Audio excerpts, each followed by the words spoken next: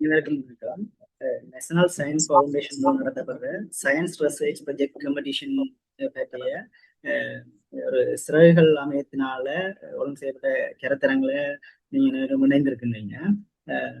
சிறகுகள் அமையமானது கடந்த 16 வருடங்களுக்கு மேல வந்து கல்விக்கான இலட்சிய பயணம் என்ன நோக்கிட இலங்கை பூரா வந்திருக்கிற தமிழ் பேசும் மாணவர்கள் கல்வி ஊக்குவிப்பதற்காக தன்னார்வ தொண்டர்களால் இணைந்து நடத்தப்பட்டு கொண்டு இருக்குது.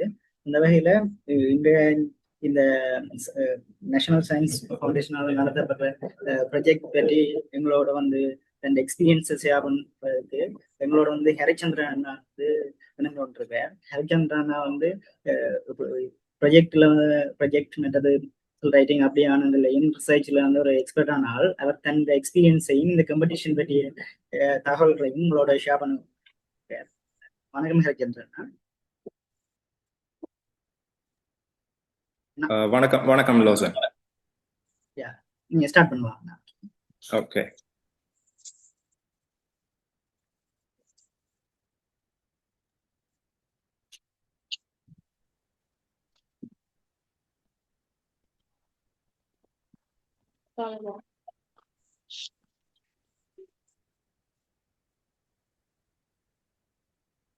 அனைவருக்கும் வணக்கம். என்னுடைய நான் கதைக்கிறது உங்களை எல்லாருக்கும் தெளிவாக இருக்குதுன்னு நினைக்கிறேன்.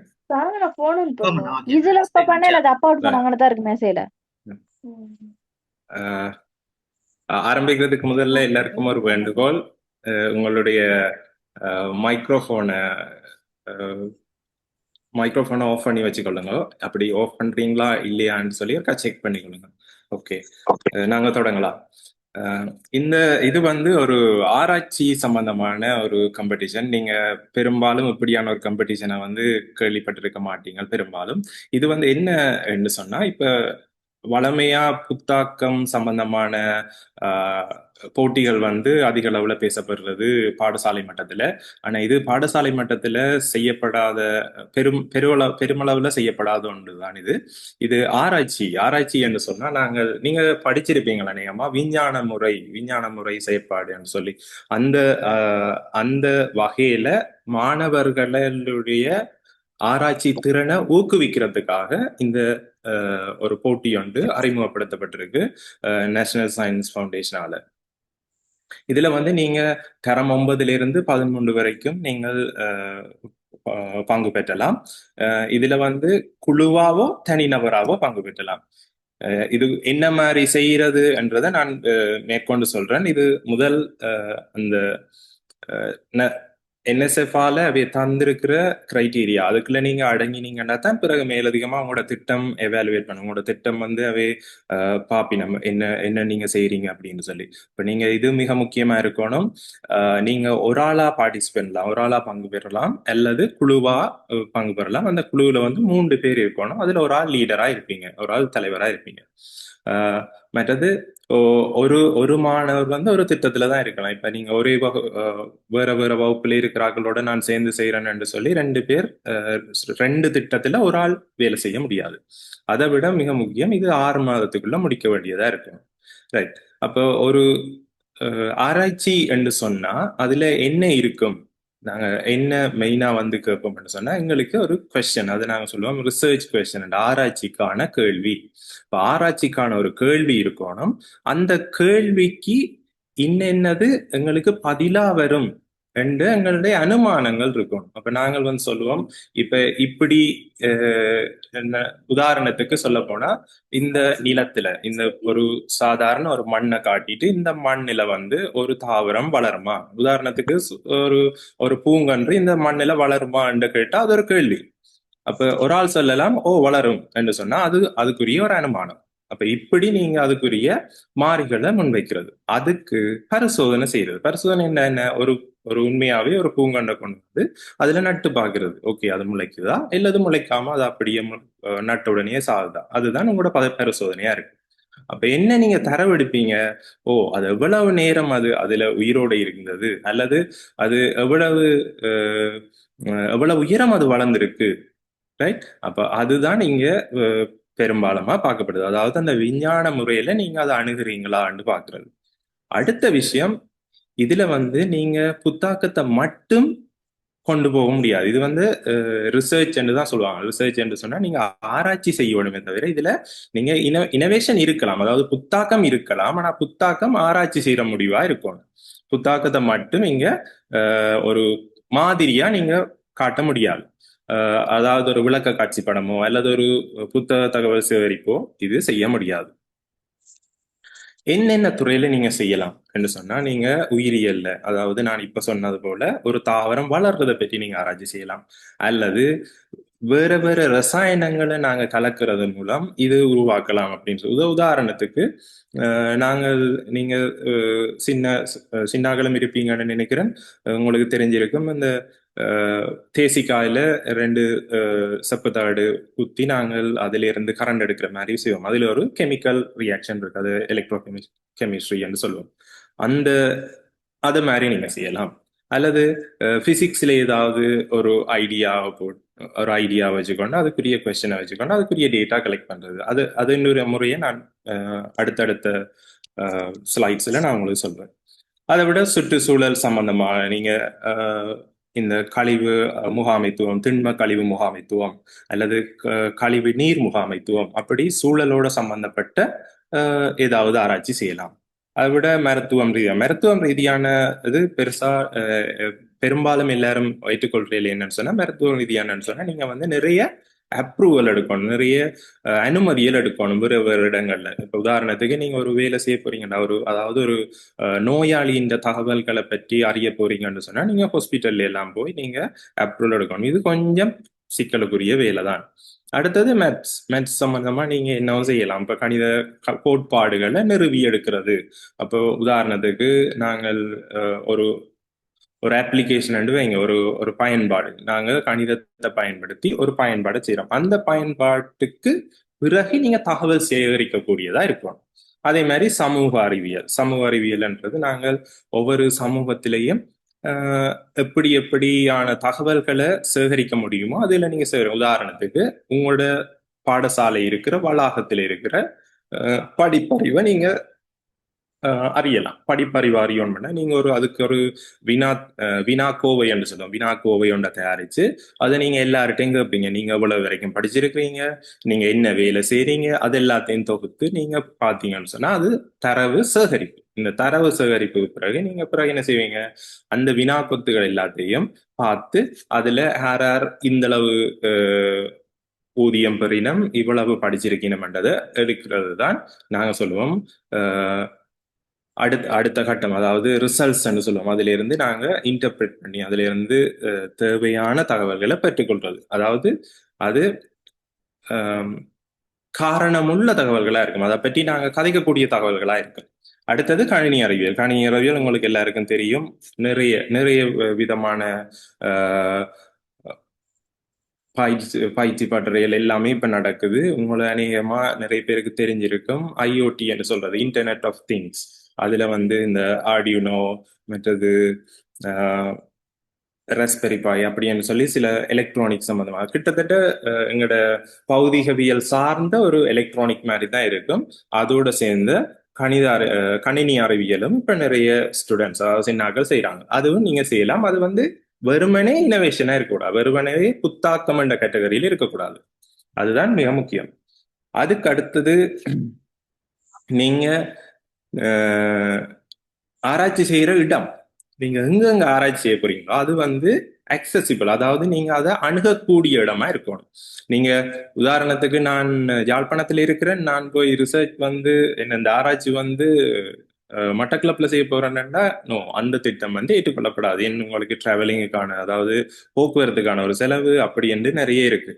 அப்ப நீங்க உங்களோட ஊர் அல்லது உங்களோட பள்ளிக்கு இருக்கிற இடங்கள்ல தெரிவு செய்யணும். மற்றது அந்த பிரச்சனை வந்து அந்த ஏரியாவுக்கு, அந்த அந்த குறிப்பிட்ட பகுதிக்கு மிக முக்கியமான ஒன்றா இருக்காங்க. உதாரணத்துக்கு கழிவுநீர் முகாமைத்துவத்துக்கு நீங்க ஏதாவது ஒரு கேள்வி ஒன்று கேட்குறீங்க. என்ன கேள்வி? இந்த கழிவு நீர் எப்பவும் தேங்கி இருக்கு, இந்த தேங்கி இருக்கிற கழிவு நீரை வெளியேற்றத்துக்கு என்ன நடவடிக்கை, அல்லது இது சம்பந்தமா யாராவது அடுத்த ஸ்டெப் எடுக்கணுமா என்றதை பாக்குறதுக்கு நீங்க என்ன செய்யலாம், இந்த சமூக அறிவியலை தொடங்கலாம். அப்ப நீங்க அந்த ஏரியாவில் இருக்கிற எல்லாருக்கும் ஒரு வினாக்கத்தை கொடுத்து எவ்வளவு காலமா இது தேங்கி நிக்குது, யார் இதை கவனிக்கிறது அப்படின்னு எல்லாம் கவனிச்சுட்டு பிறகு கடைசியா நீங்க ஒரு ரிப்போர்ட்டா சப்மிட் பண்ணி அதை நீங்க உங்களோட எம்சி முனிசிபல் கவுன்சிலுக்கு சப்மிட் பண்ணலாம் கொடுக்குற மாதிரி. அந்த அந்த மாதிரி உங்களோட இந்த திட்டம் எழுதலாம். இது ஒரு ஒரு ஐடியா, இப்படி நீங்க செய்யலாம். அப்ப அளவிடக்கூடிய ஒரு கேள்வியா இருக்கும், அதுதான் அது ஒரு நல்ல ஆய்வா இருக்கும். இது மிக முக்கியம். இப்ப முதலாவது நான் சொன்ன போல கேள்வி கேட்கணும், அடுத்தது கவனிக்கணும், அதான் நாங்க ஒப்சர்வேஷன் சொல்லுவோம். அதுக்கு பிறகு எக்ஸ்பெரிமெண்ட், அதை நாங்க பரிசோதனை செய்யணும். அதுக்கு பிறகு தரவை பகுப்பாய்வு செய்யணும், ரிசல்ட்ஸ் இன்டர்பிரிட்டேஷன் சொல்லுவோம். ரிசல்ட்ஸ் இன்டர்பிரிட்டேஷன் முடிஞ்சா பிறகு, தரவு பகுப்பாய்வு முடிஞ்சா பிறகு அந்த தரவுகள் ஏன் இப்படி வந்ததுன்றது விளக்கிறது. அப்ப இதுதான் ஒரு ஆராய்ச்சி, முழுமையான ஒரு ஆராய்ச்சியின் ஒரு சுருக்கமான விளக்கம். அப்ப நான் இப்ப ஒரு உதாரணத்துக்கு நான் பார்த்தது என்ன, நான் அளந்தது என்ன, அது என்ன சொல்லுது அப்படின்னு சொல்லி ஒவ்வொரு நாங்க சொல்லுவோம் தானே, எங்களை பிள்ளைகளை போவும் கேள்விகள் கேட்கணும். கேள்விகள் கேட்டா தான் அதுக்குரிய பதில்கள் வந்து நிறைய விதங்கள்ல இருக்கிறத அவை அறிஞ்சு கொள்ளணும். அப்ப கேள்விகள் என்னென்ன விதத்துல கேள்வி கேட்கலாமோ அந்தந்த விதத்தில எல்லாம் நீங்க கேள்வி கேட்டு பழகணும். அப்ப அதுதான் மிக மிக முதலாவது ஆரம்ப கட்ட வேலை. ரைட். இப்ப அதுல நாங்க பிரதானமா சொல்றது விஞ்ஞான முறை. இந்த விஞ்ஞான முறை உங்களை எல்லாருக்கும் தெரிஞ்சிருக்கும்னு நினைக்கிறேன். அநேகமா சின்னாக்களுக்கு தெரிஞ்சிருக்க வாய்ப்பில்லை, 9ஆம் ஆண்டுக்கு பிறகு இருக்குன்னு நினைக்கிறேன். அவதானித்தல். முதல்ல நாங்க ஒரு ஒரு பிரச்சனை இருக்குன்னா அவதானிப்போம். நான் முதல் சொன்னது போல, இப்போ ஒரு நிலம் இருக்குன்னு சொன்னா அந்த நிலம் வந்து வறண்ட நிலமா இருக்கா அல்லது ஈரப்பதனோட இருக்கிற நிலமா இருக்கான்னு சொல்லி அவதானிக்கிறோம். அந்த அவதானிப்பு மூலமா தான் அதை அறியணும். அடுத்தது கருதுகோள். கருதுகோள் என்றால் இப்ப நாங்க ஒரு அந்த அந்த நிகழ்வு வந்து சாத்தியமானதா சாத்தியம் இல்லையா என்று சொல்லி நாங்க ஒரு கருதுகோளை முன்வைக்கிறது. இப்ப இந்த கருதுகோள் வந்து உண்மையானதாகவும் இருக்கும், பொய்யானதாகவும் இருக்கும். ஆனா இது தர்க்க ரீதியாக விளக்கக்கூடியதா இருக்கு. இப்ப உதாரணத்துக்கு, நான் ஒரு வறண்ட நிலத்துல ஒரு தாவரம் ஒன்று நடப்போறேன் என்று சொன்னா ஓகே, நாங்க சொல்லுவோம் ஏன் தாவரம் ஒன்று நடுறதுக்கு தாங்கிறதுக்கு நிலம் தேவை. அங்கால நீரோ வெளிச்சமோ என்றது அடுத்தது இன்னொரு இன்னொரு இன்னொரு பக்கம். அப்ப அது வந்து ஒரு விளக்கக்கூடிய கருதுகோள். அப்ப நான் சொல்லுவேன் என்ன, இந்த இடத்துல தாவரம் நடலாம், தண்ணி இருக்கா இல்லையான்றது அடுத்த கேள்வி.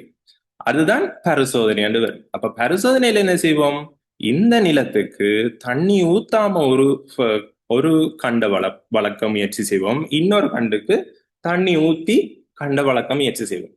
அப்ப இதுல இருந்து நாங்க என்ன சொல்லலாம், ஓ ஒரு இடத்துக்கு நாங்க தண்ணி ஊத்தவே இல்லை ஆனா கண்டு வளர்ந்துருக்கு அப்படின்னு சொன்னா நிலத்தில ஈரப்பதன் இருக்கு.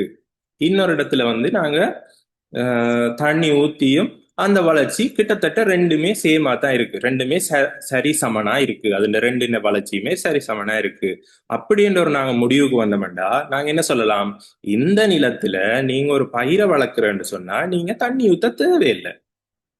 ரைட். அப்ப வளமையா என்ன செய்வோம், ஒரு கண்டு நட்டா அதுக்கு தண்ணி ஊத்தணும் என்பது எல்லாரும் சொல்றோம். ஆனா உங்களோட ஆராய்ச்சியிட்ட முடிவு சொல்லுது, உங்களோட ஆராய்ச்சியில உங்களோட ஆராய்ச்சியில முடிவு சொல்லுது எல்லா எல்லா தாவரங்களுக்கும் எல்லா நிலத்திலையும் நாங்கள் தண்ணி ஊத்தித்தான் ஒரு தாவரத்தை வளர்க்கணும் என்ற தேவை இல்லை என்று உங்களோட ஆராய்ச்சியின முடிவு சொல்லுது. இதுதான் ஒரு சாராம்சம். இப்ப நாங்க ஒரு ஆராய்ச்சி ஒன்று செய்யறோம்னு சொன்னா ஆராய்ச்சிக்குரிய அவதானம் ஒன்று இருக்கும், அந்த அவதானத்தை வச்சு கொண்டு ஒரு கருதுகோள் ஒன்று முன்னி வைப்போம். அந்த கருதுகோள்களை அறியறதுக்கு நாங்க பரிசோதனை செய்வோம். அப்ப வைக்கப்பட்ட கருதுகோளுக்கு தான் பரிசோதனை. அந்த பரிசோதனைகள்ல இருந்து பிறகு நாங்க தகவல்களை சேகரிப்போம். அந்த தகவல்கள் தரவுகளை சேகரிப்போம். இந்த தரவுகள் நாங்க பிறகு என்ன செய்வோம், அதிலிருந்து சில சில முக்கியமான விஷயங்களை எடுத்து அதை டேட்டா அனாலிசிஸ் என்று சொல்லுவோம், பகுப்பாய்வு செய்வோம். இதுல இருந்து தான் எங்களுக்கான முடிவெடுக்கிற அந்த அடுத்த கட்டத்துக்கு வரும். இதை ஒரு உதாரணமா நான் உங்களுக்கு காட்டுறேன். இதுல பாத்தீங்கன்னு சொன்னா ஒரு மாதிரி திட்டம் வந்து போட்டிருக்கு. இது மாதிரி திட்டம் என்ன, பாசிப்பயறு, எங்களோட வளமையான பயரை நாங்க வளர்க்கறதுக்கு என்ன செய்ய போறோம்னு சொன்னா எங்களோட ஆர்கானிக் ஃபெர்டிலைசர், அதாவது சேதன உரத்தை பயன்படுத்துறோம். சேதன உரம் நாங்க மூன்று வகையான சேதன உரம் பாவிக்கிறோம். ஒன்று மண்புழு உரம், மாட்டு சாணம், மற்றது வேப்பம் புண்ணாக்கு. இந்த மூன்று சேதன உரத்தையும் நாங்க என்ன செய்யறோம்டா ஒரே வகையான தாவரத்துக்கு, ஒரே வகையான வயதுள்ள தாவரத்துக்கு போட்டு நாங்க என்ன செய்யறோம், அது என்ன வளர்ச்சியை அளக்குறோம். அப்ப அது இந்த செடியின் வளர்ச்சி வந்து இப்படி வந்துச்சுன்னு சொன்னா ஓகே, இது என்ற உயரத்தை அளக்குறோம். அப்ப முதலாவது மாதத்துல இது என்ற உயரம், ரைட். உதாரணத்துக்கு இது ஒரு 10 சென்டிமீட்டர் வளர்ந்துருக்கு. ரெண்டாவது மாதத்துல இது அடுத்தது, இப்படி இப்படி நாங்க ஒவ்வொரு மாதமும் அதை அளவிட்டு கொண்டிருப்போம். உதாரணத்துக்கு நீங்க ஒரு 100 கண்டு நடுறீங்க, சரி ஒரு 100 கண்டு நடுறீங்கன்னு சொன்னா 10 கண்டுக்கு நீங்க உயரம் அளக்கலாம், 10 கண்டுக்கு அது வேர் அளக்கலாம். அப்ப என்ன செய்யறது, 10 கண்டு உயரத்தை அளந்து கொண்டே இருக்கிறது, அதே போல பக்கத்தில் இருக்கிற செடியை புடுங்கி அது வேர் அளக்கிறது. அப்ப வேற அளந்த பிறகு நாங்க அதை திருப்பி நட முடியாது. என்னன்னு சொன்னா அது எங்கட அந்த விஞ்ஞான முறையில இருந்து வெளியில வந்துடும். நாங்க அதை புடுங்கிட்டோம்னு சொன்னா அது வளர்றதுக்கான தகவல் வந்து குறைஞ்சிட்டு. அப்ப புடுங்கிட்டோம்னு சொன்னா நாங்க அதை திருப்பி நட்டு திருப்பி அதை பார்க்க முடியாது. அப்ப என்ன செய்வோம், எங்கட ஒவ்வொரு கருதுகோளுக்கும் ஒவ்வொரு சாம்பிள், ஒவ்வொரு தாவரத்தை நாங்க பயன்படுத்த வேணும். இது மிக முக்கியமான ஒன்று. அப்ப எங்கட எடுக்கப்படுற தரவுல நாங்க சொல்லுவோம் அந்த நிலைபெறாத்தன்மை இருக்கக்கூடாது, பயஸ் இருக்கக்கூடாது. நாங்க வந்து அது செய்த பரிசோதனை வந்து சரியான பரிசோதனை என்று சொல்ற அளவுக்கு நீங்க சரியாக அதை செஞ்சிருக்கோம். இது ஒரு உதாரணம். Okay, right. அடுத்த உதாரணம், இது நீங்கள் கேள்விப்பட்டிருப்பீங்க. தாவரம் வளர்றதுக்கு நாங்க ஒளி, நினைக்கிறேன் 9ஆம் ஆண்டு அதுக்கு முன்னமே நினைக்கிறேன், அதுக்கு முன்னமே உங்களுக்கு இருக்கு நினைக்கிறேன் ஒளித்தொகுப்பு. ஒளித்தொகுப்புல நாங்க பிரதானமா படிச்சிருக்கோம் 2 விதமான ஒளி ஃப்ரீக்வன்சி, அதிர்வெண். என்ன ஃப்ரீக்வன்சி வந்து எங்களுக்கு மிக முக்கியமானது தாவர வளர்ச்சிக்கு. ஒளித்தொகுப்பு செய்யறதுக்குன்னு சொன்னா அது கூட கூட வளரக்கூடியதா இருக்கும், ரைட். அப்ப அதுல வந்து ஒன்று சிவப்பொளி, மற்றது நீல ஒளி. இதை வச்சுக்கொண்டு நீங்க ஒரு ஆராய்ச்சி செய்யலாம். இதை நீங்க என்ன செய்யறீங்கன்னு சொன்னா ஒரு தாவரத்தை செலக்ட் பண்றீங்க. நான் பயறு சொன்னதுக்குரிய காரணம், பயறு வந்து 6 மாதத்துக்குள்ள நீங்க பார்க்கலாம். உங்களுக்கு இப்ப 100% அது விதை வந்து வித்து கடைசியா வரும் வரைக்கும் செய்யணும் மட்டும் இல்ல, அது முத்தி ஒரு வித்தை ப்ரொடியூஸ் பண்ற அளவுக்கு, அதாவது வித்தை உருவாக்குற அளவுக்கு வந்தாலே போதும், உங்களுக்கு பிரச்சனை இல்லை. 6 மாத அளவுக்கு செய்யக்கூடிய ஒன்றா இருந்தா சரி. என்ன வகையான தாவரம் நீங்க பயன்படுத்தலாம், அது உங்களுக்குரிய வழிநடத்துறவருடைய இதுல என்ன அட்வைஸை கேட்டு நீங்க செய்யலாம். சரி, அப்ப நீங்க வந்து உதாரணத்துக்கு சிவப்பொழிய மட்டும் ஒரு தாவரத்துக்கு கொடுக்கிறது, நீல ஒளிய மட்டும் ஒரு தாவரத்துக்கு கொடுக்கிறது, இன்னொரு தாவரத்துக்கு வெள்ளொளிய மட்டும் கொடுக்கிறது. அப்ப இந்த 3 ஒளியுமே நாங்க செஞ்ச உதாரணத்துக்கு எங்களோட லைட், நாங்க வளமையா பாவிக்கிற ஒரு எல்இடி லைட்ல இருந்து வந்த ஒரு லைட்டா இருக்கலாம். அப்ப நாங்க இதுல இந்த வளர்ச்சிய இப்படி பாக்குறோம், 3ஆம் நாள், 7ஆம் நாள், 14ஆம் நாள், ரைட். அப்ப இப்படி ஒரு ஆர்டர்ல பாக்குறோம். அதே மாதிரி இயற்கை ஒளியிலையும் வளரக்கூடிய ஒரு தாவரத்தை நட்டு, அதே தாவரத்தை நட்டு அதே நாள்ல நட்டு பாக்குறோம். அப்ப இதுல என்ன வித்தியாசம் வருதுன்னு சொல்லி ஒவ்வொரு நாளும் நாங்க எடுக்கிற டேட்டாவை, எடுக்கிற தரவுகளை பிறகு என்ன செய்வோம், பகுப்பாய்வு செஞ்சு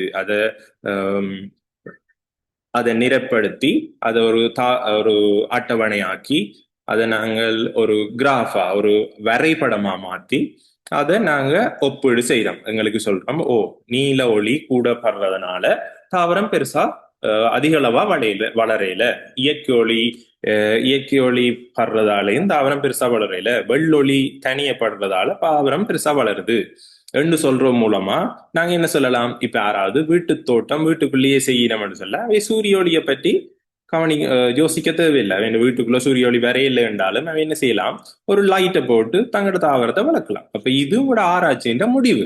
இந்த முடிவை வேறையாக்கள் பயன்படுத்தலாம். இது ஒரு உதாரணம். அப்ப உங்களோட ஆராய்ச்சி வந்து ஒரு கேள்விக்கான ஒரு முடிவை கொடுக்கும். அந்த முடிவு வந்து சமூகத்துல இருக்கிற பிரச்சனைக்கு ஒரு தீர்வா இருக்கு. இதுதான் இது வந்து நாங்கள் அநேகமா எங்களோட யூனிவர்சிட்டியில செய்வோம். நீங்க A level எல்லாம் முடிச்சு யூனிவர்சிட்டிக்கு வந்த அப்புறம் யூனிவர்சிட்டிலையும் மூன்றாவது வருஷம் முடிஞ்சு 4வது வருஷம் ஆனர்ஸ் டிகிரி செய்கிறார்கள்லாம் இந்த ரிசர்ச் செய்யறது. ரிசர்ச் மெத்தடாலஜின்னு ஒரு பாடம் இருக்கு, அதுல இதெல்லாம் நாங்க படிப்பிப்போம். அதுக்கு பிறகு அவை ரிசர்ச் செய்யணும். இந்த ரிசர்ச் செய்து முடிச்ச பிறகு அவை ஒரு ரிசல்ட் ஒன்று தெரியும், என்ன இதுதான் என்னுடைய ரிசர்ச், அதை நாங்க கன்க்ளூஷன் சொல்லுவோம். இந்த ரிசர்ச்சை நாங்க ஒரு உதாரணத்துக்கு நீங்க நீங்க கேள்விப்பட்டிருப்பீங்க மாஸ்டர்ஸ் பிஹெச்டி அப்படின்னு சொல்லி, அதெல்லாம் அந்த மாதிரி ரிசர்ச்சுகள் பாலிசி மேக்கிங்கா போகும். பாலிசி மேக்கிங் சொன்னா இப்ப அரசாங்கத்தால சில சில சட்டங்கள் வெளியிட வருது தானே. இப்ப உங்களுக்கு உதாரணத்துக்கு ஒரு ஒரு சட்டம் வருதுன்னு சொன்னா, இப்ப நீங்க குப்பையில பிரிச்சு போடணும், சிவப்பு பாக்ஸ், மஞ்சள் பாக்ஸ், பச்சை பாக்ஸ் சொல்லி பிரிச்சு போடணும்ன்றது ஒரு பிஹெச்டி, அதாவது பிஹெச்டி செய்த ஒரு ஆளுன்ற ஒரு ரிசர்ச் முடிவு. அவர் சொன்னார், என்ன எல்லாருமே ஒண்டா கொண்டே போடுறதால எங்களுக்கு தரம் பிரிக்க முடியல, தரம் பிரிக்கிறதுக்கு நான் 3 விதமான கலரை உங்களுக்கு தாரேன்னு சொல்லி அவர் தண்ட ரிசர்ச்ல கொடுத்ததை தான் நாங்க இப்ப ஃபாலோ பண்றோம். அதே மாதிரி நிறைய இருக்கு, நிறைய உங்களுக்கு 5 ways கேள்விப்பட்டிருப்பீங்க. உங்களோட ஸ்கூல்லயே இப்ப உதாரணத்துக்கு ஸ்கூல்ல நாங்கள் முந்தி சாக் பாவிச்சுனாங்க, இப்ப மார்க்கர் பாவிக்கிறோம். என்னத்துக்கு? ஒரு ரிசர்ச் ஸ்டடி சொல்லுது, நீங்க ஒரு ஆராய்ச்சி, ஒரு ஆள் செய்திருக்க ஆராய்ச்சி, நீங்க ஷோக் பாவிக்கிறதால ஷோக்ல இருந்து வர்ற டஸ்ட் பிள்ளைகளுக்கு அந்த பிள்ளைகளுக்கு அதால வருத்தங்கள் வருது அப்படின்னு சொல்லி அதை மார்க்கருக்கு மாத்துங்க, அதால டஸ்ட் வராது அப்படின்னு சொல்லி. இப்ப மார்க்கர் பிரச்சனை, மார்க்கர் அதுல இருக்கிற இங்க் ஒரு ஒரு வகையான மனத்தை உருவாக்குது. அந்த மனம் மாணவர்களுக்கு போய் அது அவைக்கு வேறொரு நோய் உருவாக்குது சொல்லி இன்னொரு ஆள் கண்டுபிடிச்சு இன்னொரு ரிசர்ச்சை ப்ரொடியூஸ் பண்ணி அதை அக்செப்ட் பண்ணப்பட்டா, எல்லாரையும் அக்செப்ட் பண்ணப்பட்டா அதை மாத்தி வேற ஒன்றுக்கு மாறிடும். அப்ப இப்படி இப்படி இப்படி ஆராய்ச்சிகள் பல பல விதமா இருக்கும். இப்ப நீங்க எதுல தொடங்கணும் இல்ல, உங்களுக்குரிய ஒரு சரியான நீங்க ஒவ்வொருத்தருமே உதாரணத்துக்கு ஒரு ஸ்கூல் எடுத்தா அந்த ஸ்கூல்ல நீங்க ஒரு சாரி மன்னிக்கோங்க, அந்த ஸ்கூல்ல நீங்க வேற வேற விதமான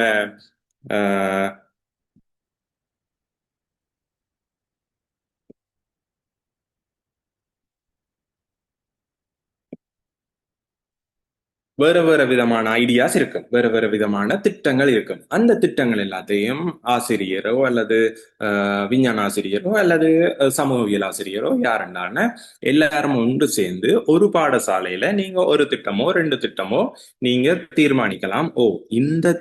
இந்த ஆராய்ச்சி தேவையான ஒன்று, இந்த ஆராய்ச்சியை இதுல நீங்க ஆசிரியர்கள் இருக்கிறீங்களோ தெரியல, இருந்தீங்கன்னு சொன்னா நீங்க தீர்மானிக்கிறது என்ன, இது இந்த காலகட்டத்துக்கு NSF அதைத்தான் எதிர்பார்ப்பாங்க, இந்த காலகட்டத்துக்கு மிக முக்கியமான ஒரு ஆராய்ச்சி அல்லது எதிர்காலத்துல இது சம்பந்தமாக தேவைப்பட போறது, ரைட்? அப்போ நீங்க செய்ய போற ஆராய்ச்சியின் வகை ஒன்று நீங்க இருக்கிற, அதாவது ஆல்ரெடி ஏதாவது நடந்திருந்து அதுல ஏதாவது ஒரு பிரச்சனையா கண்டுபிடிச்சு அந்த பிரச்சனை சால்வ் பண்றதுக்கு, அந்த பிரச்சனைக்குரிய ஒரு தீர்வை கொடுக்கறதுக்கு நீங்க செய்யலாம். இது ஒன்று, சரியா? முதலே ஒரு பிரச்சனை இருக்கு, முதலே ஒரு தீர்வு இருக்கு, அந்த தீர்வால இப்ப புதுசா ஒரு பிரச்சனை அந்த பிரச்சனைக்குரிய தீர்வு. அடுத்தது இன்னொன்று, நீங்க ஆல்ரெடி இருக்கிற ஒரு பிரச்சனைக்கான ஒரு தீர்வை உருவாக்குறதுக்கான செய்யலாம். இது 2வது. இன்னொன்று, நீங்க ஒரு ஆராய்ச்சியை தொடங்கி புதுசா, அதாவது இதுவரைக்கும் யாருமே செய்யலைன்னு சொன்னா ஒரு ஆராய்ச்சியை நீங்க தொடங்கி அந்த ஆராய்ச்சியை செஞ்சு அத பிறகு ஒரு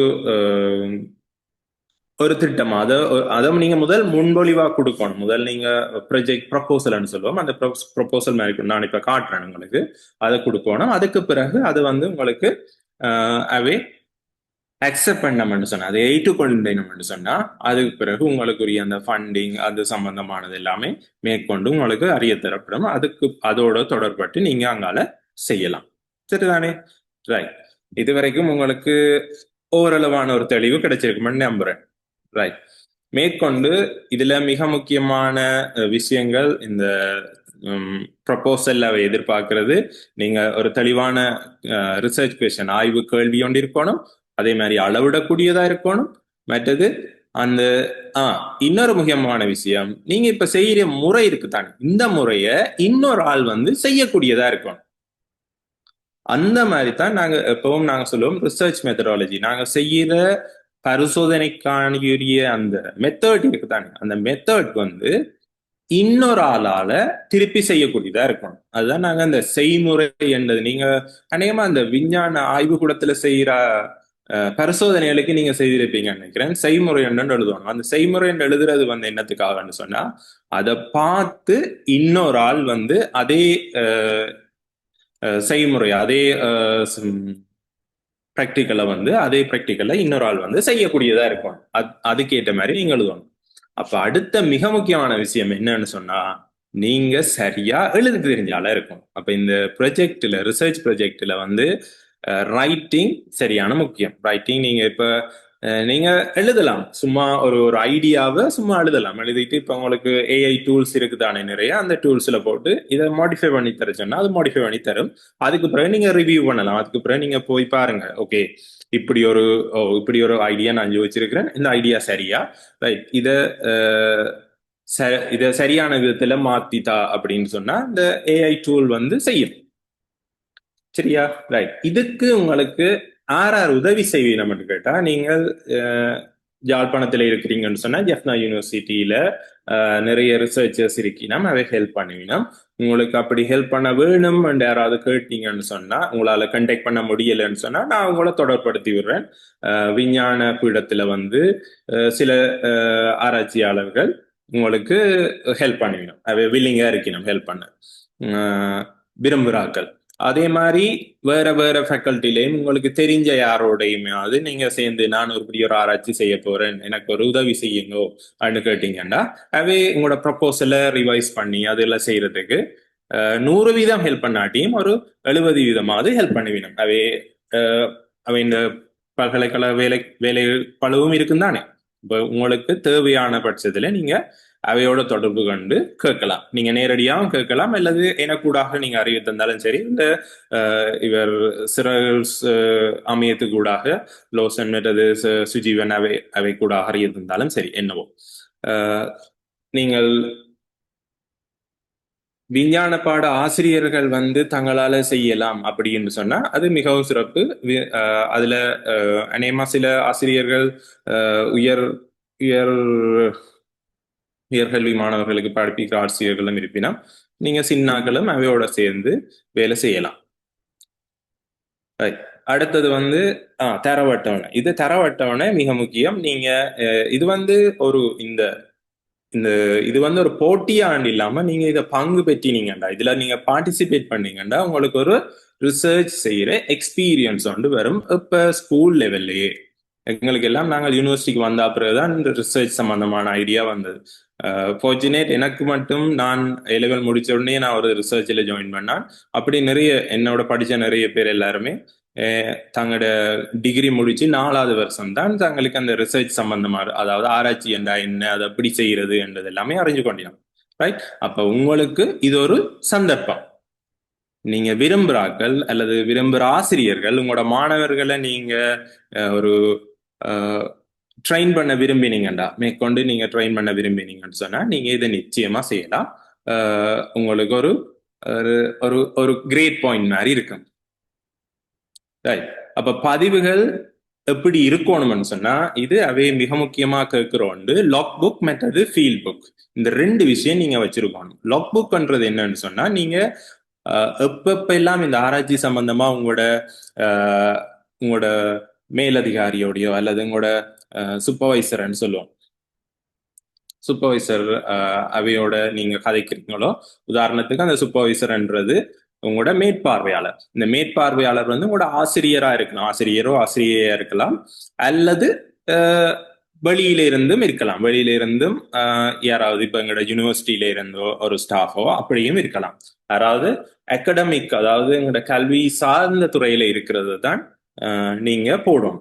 அதுக்கு தான் அவைக்குரிய அந்த அஃபிலியேஷன் சொல்லுவாங்க. அதுக்குரிய அந்த இப்ப உதாரணத்துக்கு அவர்கிட்ட பேர் இருக்கும், அந்த பேருக்குள்ள வேண்ட பதவி இருக்கும், பதவிக்குள்ள எந்த இன்ஸ்டிடியூட், எந்த கல்லூரி என்று இருக்கும். உதாரணத்துக்கு நீங்க பிரைவேட் யூனிவர்சிட்டி எதுண்டாலும் ஓகே தான், பிரச்சனை இல்லை.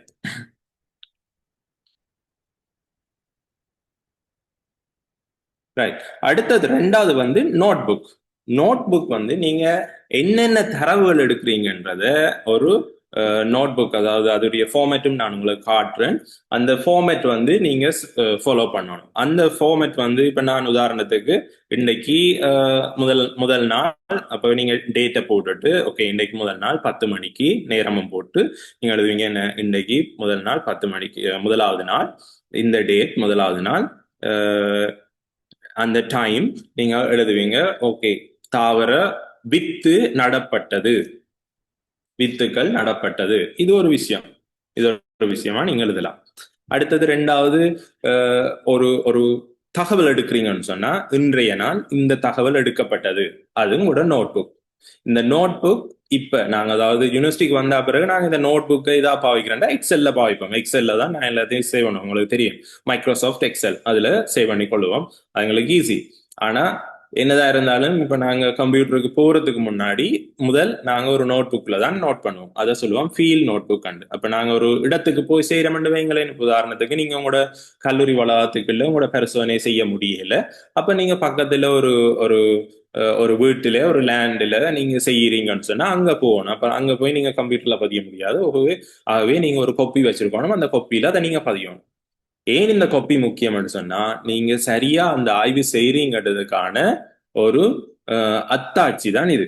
அப்ப இந்த நோட் புக்ல வந்து லாக் புக்ல வந்து அந்த உங்களோட மேற்பார்வையாளர் பார்த்து அதை சைன் பண்ணியிருப்பார்.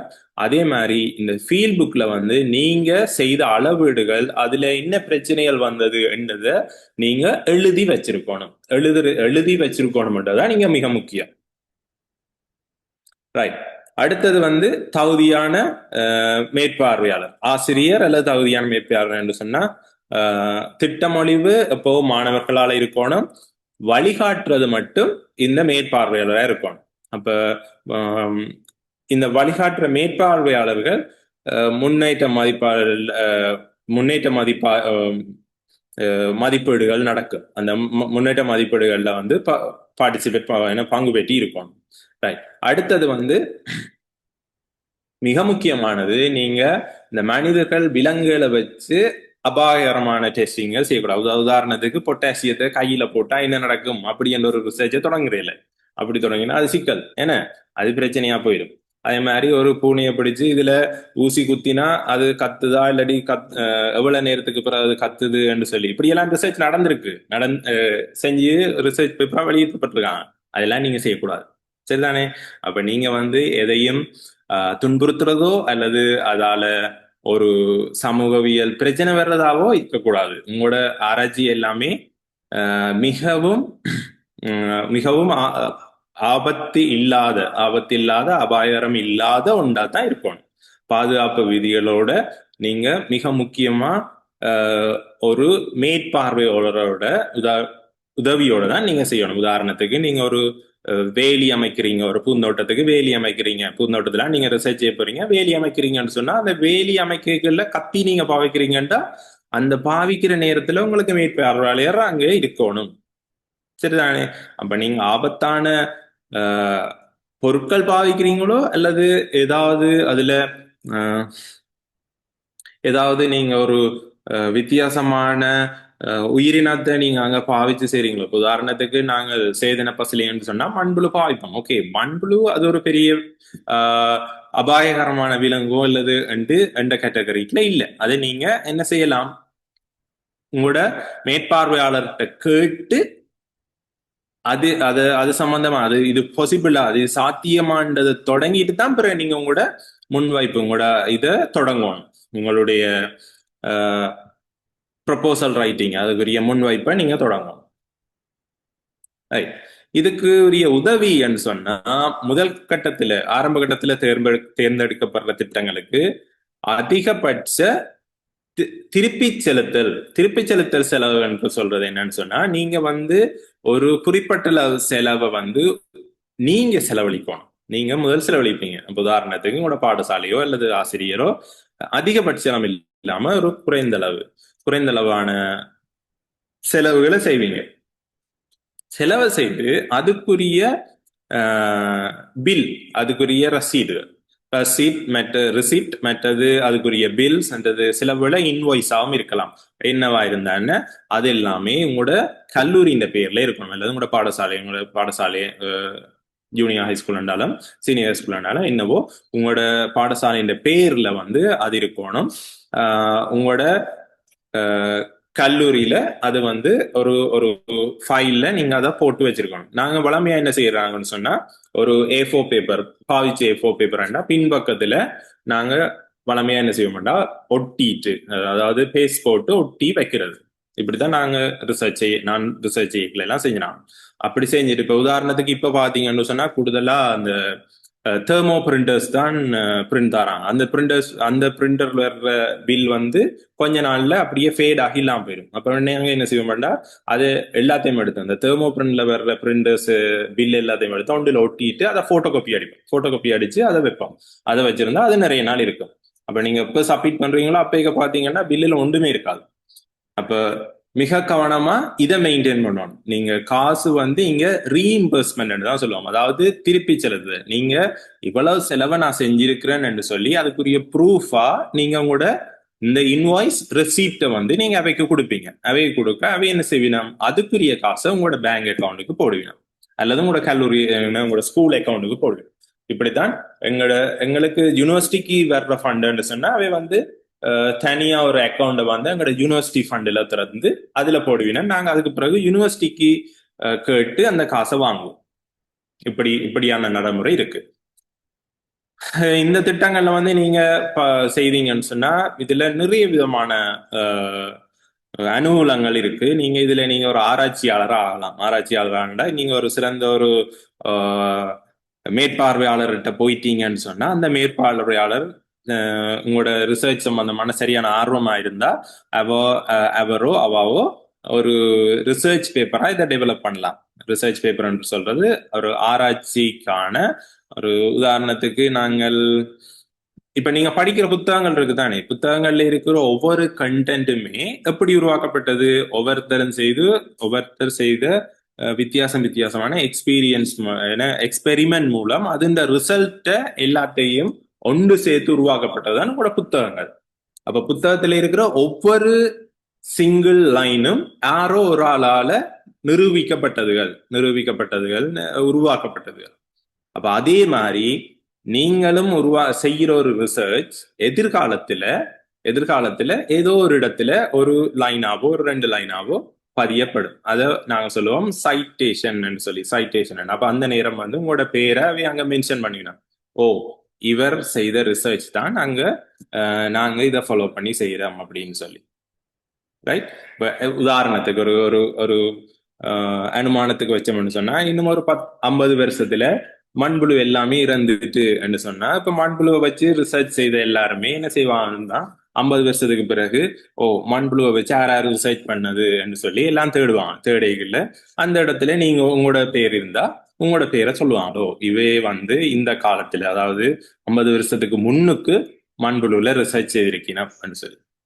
மற்றது இன்னொரு முக்கியமான விஷயம், எப்பப்ப எல்லாம் நாங்க ஆராய்ச்சி செய்யறோமோ அப்பப்ப எல்லாம் புதிய ஆராய்ச்சியாளர்களை தான் தேடுவோம். இப்ப புதிய ஆராய்ச்சியாளர்கள் யாரு, இப்ப செய்தார்கள். அப்ப நீங்க இப்ப 2026 தானே, 2026 வந்து நீங்க ஒரு ரிசர்ச்சை செய்வீங்கன்னா 2027 வந்து இது ரிலேட்டடா செய்யற ஒரு ஆராய்ச்சியாளர் என்ன செய்வார், உங்களோட ரிசர்ச்சை பற்றி தான் படிப்பார், உங்களோட ஆராய்ச்சியை பற்றி தான் படிப்பார். சரி. அப்ப உங்களுக்கான சான்ஸ் வந்து நீங்க வந்து நேஷனல் லெவல், தேசிய மட்டம் அல்லது சர்வதேச மட்டம் இப்படியான போட்டிகள்லையும் நீங்க பங்கு பெற்றதுக்கான வாய்ப்பு இருக்கு. அதெல்லாம் NSF உங்களுக்கு ஹெல்ப் பண்ணும். NSF வந்து உங்களுக்கு சொல்லும், இந்த காம்படிஷன் ஒன்று வருது, நீங்க பார்ட்டிசிபேட் பண்ணலாம்னு சொல்லி உங்களுக்கு நீங்க மெயில் வச்சிருந்தீங்கன்னா உங்களோட அப்பா அம்மாண்ட மெயிலோ அல்லது உங்களோட டீச்சர்ஸ் மெயிலோ ஒரு ஸ்கூல் மெயிலோ எந்த வகையிலையும் அவை உங்களை தொடர்பு கொண்டு அதுக்குரிய இது அனுப்பிவிடும், விளக்கம் உங்களுக்கு அனுப்பிவிடும். ரைட். இதுல வந்து ஒரு ஒரு சாதாரண ஒரு மட்டத்துல நீங்க செய்யக்கூடிய சில திட்டங்கள் இதுதான் நீங்க செய்யணும் இல்லை. இது ஒரு ஐடியாஸ். இப்ப இது வந்து இயற்கை உரம் பயன்படுத்துறேன் நான் அது முதல் சொன்னது போல. மற்றது நீர் தரத்தை பாக்குறது, நீர் தரம் பாக்குறேன்னு சொன்னா இப்ப யாழ்ப்பாணத்துல பாத்தீங்கன்னா அந்த குழாய் தண்ணி வர தொடங்கிட்டு தானே. இப்ப நிறைய பேர் ரிசர்ச் தொடங்கிட்டு நம்ம ஆல்ரெடி அதை செய்ய தொடங்கிட்டு நம்ம அந்த குழாய் தண்ணியின் தரம் எப்படி இருக்கு அப்படின்னு சொல்லி. இப்ப சில பேர் வந்து என்ன செய்வாங்கன்னா 2 வருஷம் 3 வருஷம் தொடர்ந்து செய்வாங்க. அதாவது இப்ப 2025 எப்படி இருந்தது, 2026 எப்படி இருக்கு, 2027 எப்படி இருக்காண்டு. அப்ப இந்த 3 வருஷத்தின் ரிசர்ச்சையும் ஒப்பிட்டு பிறகு நாங்க என்ன சொல்லுவோம், 2028 இந்த தண்ணியை குடிக்க முடியாது, ஏன் கால்சியம் இன்னும் கூடிரும், ஹார்ட்னஸ் இன்னும் கூடிரும் அப்படின்னு சொல்லுவோம். அப்ப அப்படி அந்த ஆராய்ச்சியின் கால அளவு வந்து அதுண்ட ஸ்திரத்தன்மையை வந்து கூட்டும். ரைட். நீங்க ஒரு ஆராய்ச்சி திட்டத்தை ஆரம்பிக்கிறதுக்கு எப்போ ஆரம்பிக்கணும்னு கேட்டா, நீங்க ஒரு பிரச்சனையை கண்டுபிடிச்சிக்கண்டா நீங்க எப்பவுமே தொடங்கலாம். ரைட். உடனே ஒரு ஆக்ஷன், ஒரு ஸ்டெப் ஒன்று எடுக்கிறது தான். ரைட். இப்போ இந்த இந்த திட்டங்கள்ல வந்து உங்களுக்கு ரைட் என்னட்டப்படி ஒரு ஐடியா இருக்கு, ஆனா இந்த ஐடியா வந்து எவ்வளவு தூரத்துக்கு சரியானதா இருக்குன்னு தெரியலன்னு சொன்னா நீங்க கூட மேற்பார்வையாளரோட கதைச்சு அதை மேலும் நீங்க அதை மெருகூட்டலாம். அல்லது இன்னும் சில சில வேளை சில நேரங்கள்ல வந்து சில ஆராய்ச்சிகள் வந்து செய்யப்பட்டிருக்கும், ஆனா அதுக்கு எல்லா தகவல்களும் கிடைக்கக்கூடிய சந்தர்ப்பம் இல்லாம இருந்திருக்கு. அப்ப அந்த ரிசர்ச்சர் என்ன செய்வார், அந்த ஆராய்ச்சியாளர் சொல்லியிருப்பார், நான் இந்த ரிசர்ச் செய்தனான், ஆனா எனக்கு இந்த முறை மட்டும் என்னால செய்ய முடியல, மற்றதெல்லாம் நான் செஞ்சிருக்கிறேன் அப்படின்னு சொன்னா அதே ரிசர்ச்ச நீங்க அவர் எந்த முறை அவர் விட்டாரோ அதையும் சேர்த்து நீங்க செய்யலாம். இது ஒரு இன்னொரு ஈஸியான மெத்தட். நீங்கள் இப்ப யூனிவர்சிட்டியில படிக்கிற அல்லது யூனிவர்சிட்டியில இப்ப ரீசெண்டா முடிச்சாங்களோட தொடர்பு கொள்ளலாம். மற்றது சிறகுகள் அமையத்தோட தொடர்பு பட்டீங்கன்னா அவை உங்களுக்கு நிறைய ஹெல்ப் பண்ணுவீங்கன்னு நினைக்கிறேன். நீங்க கேள்வி நேரத்துல சுஜீவன் அண்ணாவுடையோ அல்லது லோசன் அண்ணாவுடையோ கதைக்கலாம்.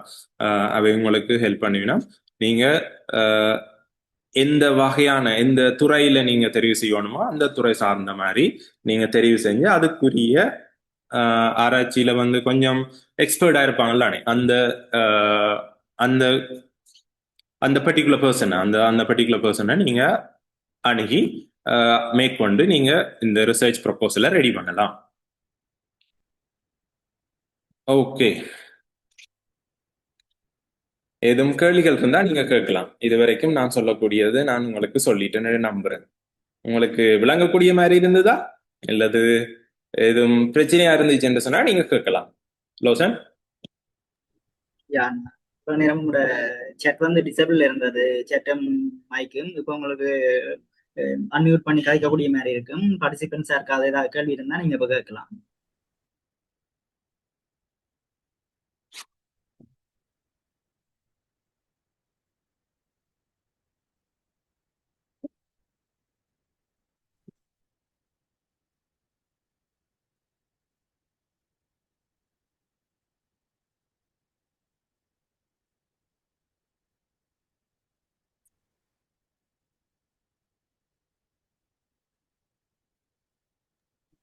நீங்க சேட்லையும் வந்து ஏதாவது கொஸ்டின்ஸ் டவுட் இருந்தா சேட்லையும் போடலாம்.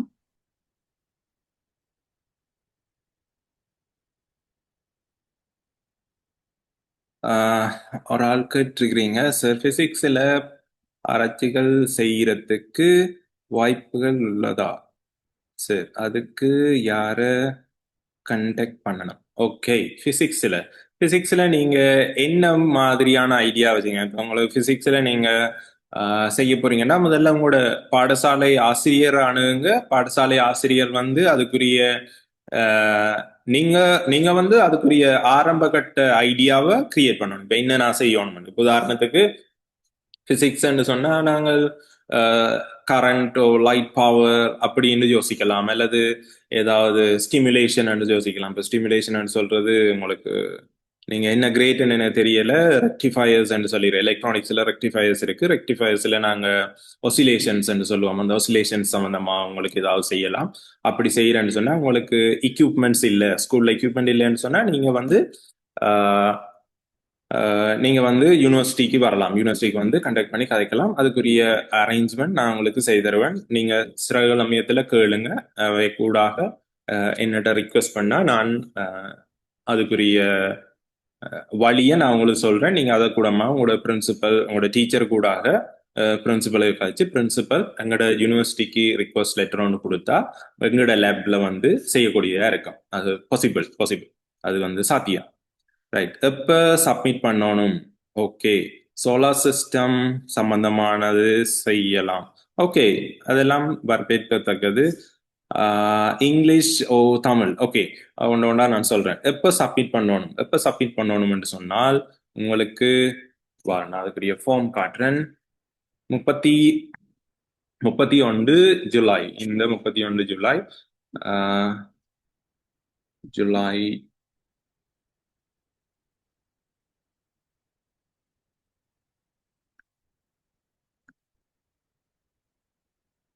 ஓகே, இங்க இருக்கு. இதுதான் அவை கொடுத்த அட்வர்டைஸ்மெண்ட். இதுல நீங்க பார்க்கலாம். இந்த வெப்சைட்டுக்கு நீங்க போனீங்கன்னா NSF ஃபண்ட் அடிங்க. NSF ஃபண்ட் நீங்க சர்ச் பண்ணிக்கல. NSF ஃபண்ட் அடிச்சு அதுக்கு பிறகு SRPC இப்படி அடிச்சீங்கன்னா சரி, SRPC NSF SRPC சிம்பிள். நான் chatல உங்களுக்கு போட்டிருக்கிறேன். நீங்க சர்ச் பண்றாங்க, சர்ச் பண்ணலாம்.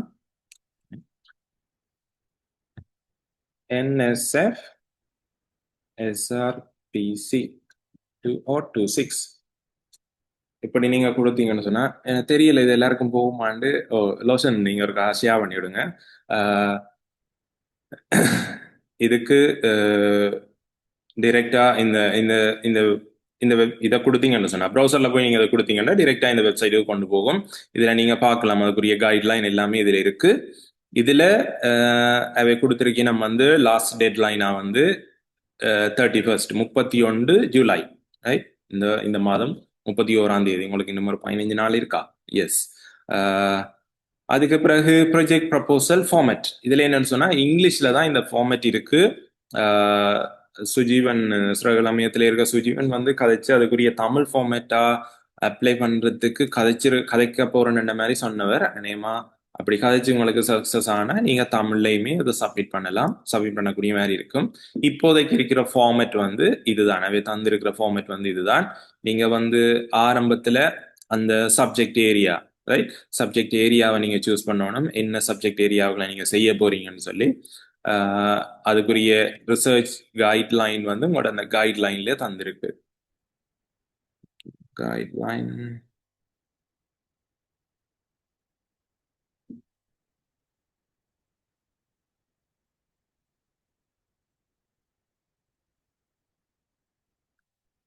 ஓகே, இங்க இருக்கு. கைட்லைன் பாத்தீங்கன்னு சொன்னா இதுல போட்டிருக்கு. இதுதான் உங்களோட ரிசர்ச் ஏரியா ஃபீல்ட்ஸ். நீங்க இந்த ஃபீல்ட நீங்க தீர்மானிக்கிறீங்க, இந்த ஃபீல்ட நீங்க சூஸ் பண்றீங்கன்னு சொல்லலாம். போட்டுட்டு நீங்க அதுக்குரிய அடுத்த கேட்டகரிக்கு நீங்க போகலாம். அடுத்த கேட்டகரி வந்து டைட்டில். என்ன டைட்டில் நீங்க கொடுக்க போறீங்கன்னா நேமா நாங்க பிரீஃபா ஒரு இந்த ரேஞ்சில தான் நாங்க கொடுப்போம். டைட்டில் வந்து ஒரு இந்த ரேஞ்சில இருக்கக்கூடிய மாதிரி அநேகமா 10 வேர்ட்ஸ் 10 to 12 வேர்ட்ஸுக்குள்ள இருக்கக்கூடிய மாதிரி ஆகணுன்ற மாதிரி இல்லாம கொடுப்போம். அடுத்தது ஒரு இன்ட்ரடக்ஷன் கொடுப்போம். இன்ட்ரடக்ஷன் என்ன நாங்க செய்ய போறோம், அது என்ன சம்பந்தமான ஆராய்ச்சி, இன்ட்ரடக்ஷன். இதுதான் எங்களோட பிரச்சனை அப்படின்னு சொல்லி. அடுத்தது ஹைப்போதிசிஸ். இதுக்கு நாங்க என்னென்ன நாங்க என்னென்ன அனுமானங்கள் நாங்க கொடுக்குறோம்னு சொல்லி. அடுத்தது என்னென்ன பெறக்கூடிய மாதிரி இருக்கும், இதை ஒப்ஜெக்டிவ் சொல்லுவோம். ஒப்ஜெக்டிவ்ஸ் இதை இந்த ரிசர்ச் செய்யறது மூலமா நாங்க என்னென்னத்தை பெறக்கூடிய மாதிரி இருக்கும், இதை ஒப்ஜெக்டிவ் சொல்லுவோம்.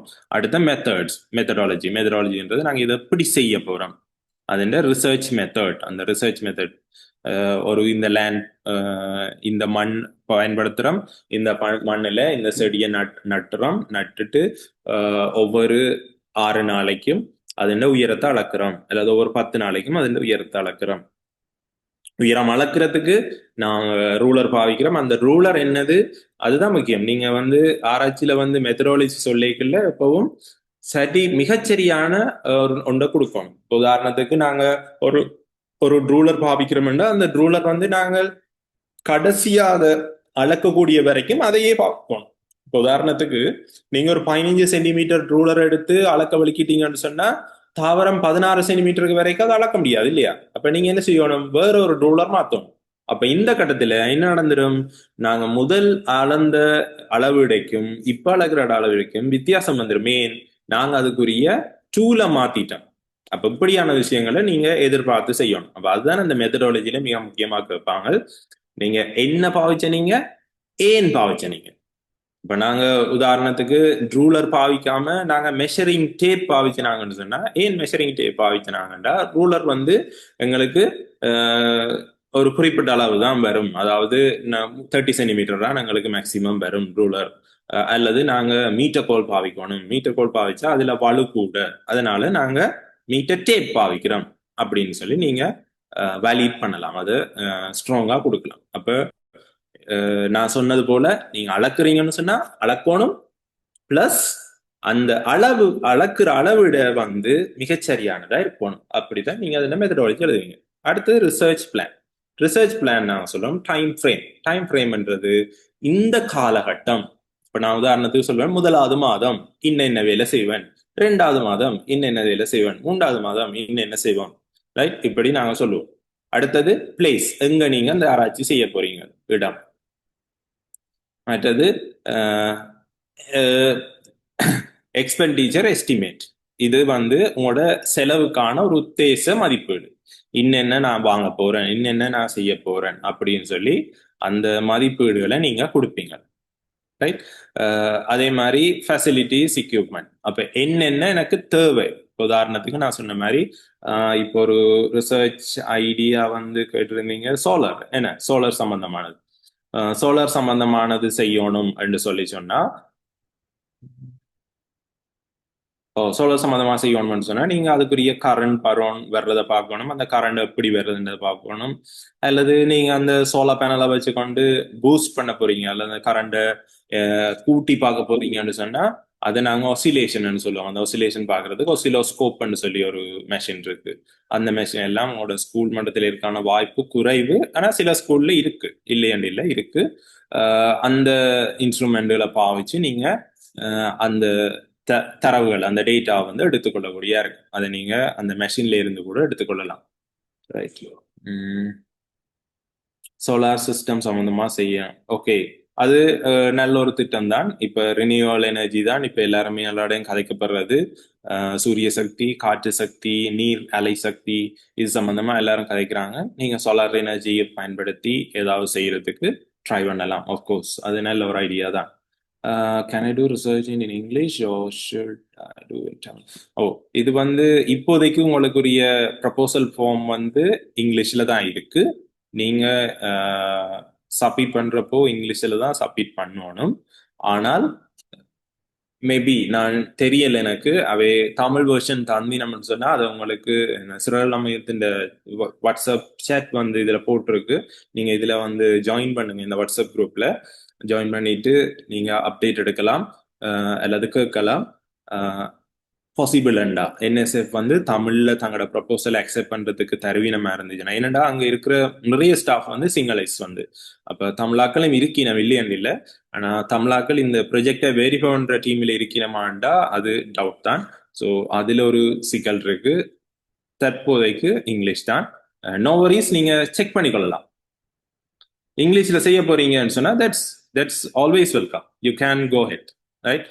இங்கிலீஷ்லாம் செய்ய போறீங்கன்னு சொன்னா there is no problem, you can go with that. And what else? நீங்க இந்த கைட்லைனை நீங்க ஒருக்கா வாசிச்சு பாருங்க. அதுக்குரிய தமிழால மாத்தினது இருக்கு நினைக்கிறேன். அநேகமா உங்களுக்கு ஷேர் பண்ணிடணும், உங்களுக்கு குரூப்ல ஷேர் பண்ணிடணும். இந்த தமிழா மாத்தின வடிவம் இருக்கு, ஷேர் பண்ணிடணும். அதுக்குரிய விளக்கங்கள் இதோட இணைக்கப்பட்டு இருக்கு, ரைட்? இதை நாங்க எப்படி சப்மிட் பண்ணணும் சொன்னா, நீங்க பாருங்க, இதுல டவுன்லோட் அப்ளிகேஷன் ஃபார்மேட் இருக்கு. அப்ளிகேஷன் ஃபார்மேட் இருக்கு. இதுல நீங்க தேவையான ஆட்கள் டிரெக்டா இவைக்கு கால் பண்ணி கேட்கலாம். மிஸ் அஞ்சலி அண்ட் அவாக்கு கால் பண்ணி கேட்கலாம். அல்லது நீங்க வந்து சயின்ஸ் ஃபவுண்டேஷனுக்கு நேராக கால் பண்ணி உங்களோட ஸ்கூல் லைன்ல இருந்து கால் பண்ணி நீங்க சொல்லலாம், அப்படி நாங்க இந்த ஸ்கூல்ல இருந்து கதைக்கிறோம், நாங்க வந்து தமிழ் ஒரு ஆளோட கதைக்க விரும்புறோம், இந்த ரிசர்ச் சம்பந்தமா சொல்லி கதைச்சிங்கன்னு சொன்னா உங்களுக்கு ஒரு ஆளை கைட் பண்ணுவீங்க. அப்படி இல்லைன்னு சொன்னா சரி, உங்களோட ஸ்கூல் இங்கிலீஷ் டீச்சரோ அல்லது உங்களோட பிரின்சிபலோ அல்லது உங்களோட சயின்ஸ் டீச்சரோ தங்களால இதை ஹேண்டில் பண்ணிடும்னு சொன்னா அவை கதைச்சு கம்யூனிகேட் பண்ணி செய்து கொள்ளலாம். அநேகமா சிங்களாக்கெல்லாம் உங்களோட போனை ரிசீவ் பண்ணிடும், ரைட்? அடுத்தது நான் உங்களுக்கு சொல்லியிருந்தேன் தானே, லாக் புக். இந்த லாக் புக் வந்து இப்படிதான் நீங்க பயன்படுத்தணும். உங்களோட டேட் இருக்கும், அந்த டைம் வந்து நீங்க அவரோட மீட் பண்ண டைம், எவ்வளவு நேரம் நீங்க அவரோட மீட் பண்ணிருக்கீங்க, மற்றது என்ன கதைச்ச நீங்கன்றது, மற்றது உங்களோட சைன் இதுல, மற்றது அந்த பிரின்சிபல் சூப்பர்வைசர் சொல்றது என்னன்னு சொன்னா, இப்ப உங்களோட மேற்பார்வையாளர்கள்ல மூத்த மேற்பார்வையாளர், இப்ப உங்களுக்கு 2 மேற்பார்வையாளர் இருக்கணும். உங்களோட ஸ்கூல் டீச்சர்ஸ் ஸ்கூல்ல வந்து 2 சயின்ஸ் டீச்சர் வைக்கணும்னா நோ ப்ராப்ளம், நீங்க 2 சயின்ஸ் டீச்சரை வச்சும் செய்யலாம். அதுல ஒரு சயின்ஸ் டீச்சர் உங்களோட மேற்பார்வையா இருப்பேன், இல்லது உங்களோட சோசியல் சயின்ஸ் டீச்சரா இருக்கலாம், ஒரு சமூகவியல் டீச்சராவோ, அல்லது வேற வேற எந்த பாடமா இருந்தாங்க சரிதானே. நீங்க அதுல அதுல எக்ஸ்பர்ட்டா இருக்கிற ஒரு ஆளை எடுத்தீங்கன்னா நல்லா. ரைட், ரீஎம்பர்ஸ்மெண்ட் எக்ஸ்பென்சஸ் இதுதான் அந்த அதுக்குரிய நீங்க காசை திருப்பி எடுக்கிறதுக்கான இது மேக்சிமம் வந்து 50,000 தான் உங்களுக்குரிய அந்த செலவா இருக்கணும், அதுக்கு மேல போகக்கூடாது. இந்த ஒன் அப்ரூவல் பில்ஸ் இது நான் சொல்ல மறந்துட்டேன், இது மிக முக்கியம். இது வந்து அக்செப்ட் பண்ணப்படாது யூனிவர்சிட்டி சிஸ்டத்துல. இந்த ஒன் அப்ரூவல் பில் அக்செப்ட் பண்ணப்படாது. நீங்க பாத்தீங்கன்னா சில ஜாழ்ப்பாணத்திலே இருக்க நினைக்கிறேன், சில கடைகள் வந்து ஒன் அப்ரூவல் என்ற ஒரு பில் தருவினோம், அதுல வந்து மேல அவன் கடையின் ஃப்ராங் வச்சிருப்பினோம், அதை அடிச்சிட்டு தருவினோம். இது அக்செப்டபிள் இல்ல. இப்ப நீங்க ஒரு உதாரணத்துக்கு இப்படி ஒரு சிச்சுவேஷன் வந்துட்டுன்னு சொன்னா, அந்த கடையில தான் நான் வாங்கணும் என்று சொன்னா, நீங்க அதுக்கு ஈக்குவலான ஒரு பில்ல இன்னொரு இடத்துல வந்து எடுத்திருக்கணும். அப்ப நீங்க இங்க காசை ஸ்பெண்ட் பண்ணுவீங்க, இன்னொரு இடத்துல பில் எடுத்திருப்பீங்க, அது அக்செப்டபிள். மற்றது வந்து அன்கிளியர் பில். நீங்க அன்கிளியர், அதனால நான் முதலே சொன்னேன், இந்த தெர்மோ பிரிண்டில் எடுத்த பில் வந்து ஃபேட் ஆயிரும், கட்டாயம் அதை ஒட்டிட்டு பிரிண்ட் எடுத்து வச்சுக்கொள்ளுங்க, அது மிக முக்கியம். அது ஃபேட் ஆயிரும், அது ரீஎம்பர்ஸ்மெண்ட் செய்ய மாட்டாங்க. மற்றது வந்து கட்டாயம் இதுதான் நான் சொன்ன அந்த மெத்தட் தான் நாங்கள் என்ன செய்வோம்னா, இந்த ஒன் இதை வந்து ஒட்டணும். நாங்கள் பில்ஸை வந்து இந்த ஹாஃப் ஷீட்ல வந்து ஒட்டி அதை நம்பர் பண்ணுவோம், 1 2 3 நம்பர் பண்ணி, பிறகு டீச்சர் இன்சார்ஜ் அதுல உங்களோட சூப்பர்வைசரோ உங்களோட பிரின்சிபல் சூப்பர்வைசரோ யாரோ கீழே சைன் பண்ணணும், நான் இந்த இதை பார்வையிட்டேனான்னு சொல்லி அந்த இலக்கங்களை போட்டு போடும்.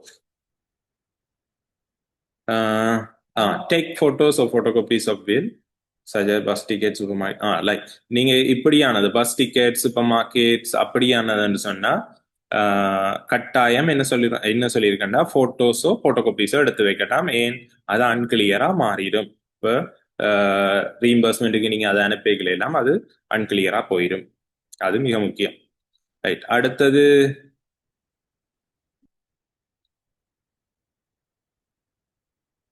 வெஹிக்கிள் சார்ஜஸ் ஓ இப்படி என்று சொன்னா, இப்ப நீங்க எங்கேயாவது டிராவல் பண்ணி போறீங்க, அதுக்குரிய வாகனத்துக்குரியது எடுக்கணும்னா நீங்க ஒரு லெட்டரா ப்ரிப்பேர் பண்ணணும், ஒரு கடிதம் மாதிரி ப்ரிப்பேர் பண்ணி அந்த வாகனத்தின் டிரைவர்கிட்ட நீங்க அதை சைன் வாங்கி எடுக்கும்.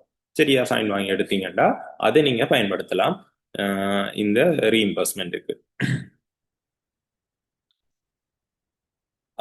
இது வந்து ஏற்றுக்கொள்ளப்படாது. Friends and relatives of students இந்த ரீஎம்பர்ஸ்மெண்ட். உதாரணத்துக்கு உங்களோட அப்பா கடை வச்சிருக்கிறேன்னு சொன்னா, உங்களோட அப்பாண்ட கடையில வந்து நீங்க சாமான் வாங்குறீங்கன்னா அது ஏற்றுக்கொள்ளப்படாது. ரைட், அது மிக முக்கியம்.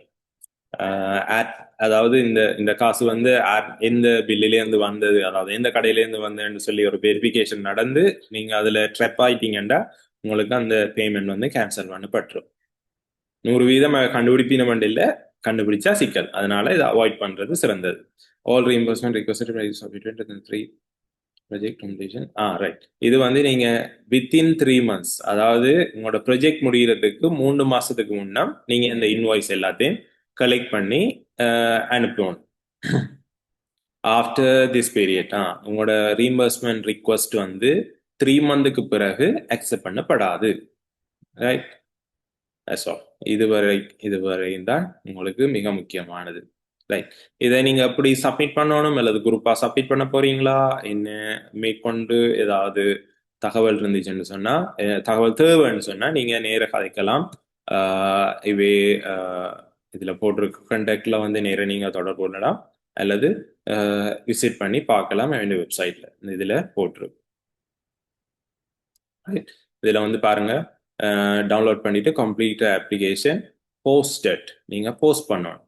Right, posted to this address, posted to director general national science foundation, Colombo 7. Right, இது வரைக்கும். இது வரைக்கும் நீங்க கட்டாயம் உங்களோட டு அட்ரஸில் எழுதணும். அதை விட மிக முக்கியம் சப்ஜெக்ட் லைன்ல வந்து எஸ்ஆர்பிசி 2026 போட்டு அனுப்பணும். இதுதான் அப்ளை பண்றதுக்கான மெத்தட்.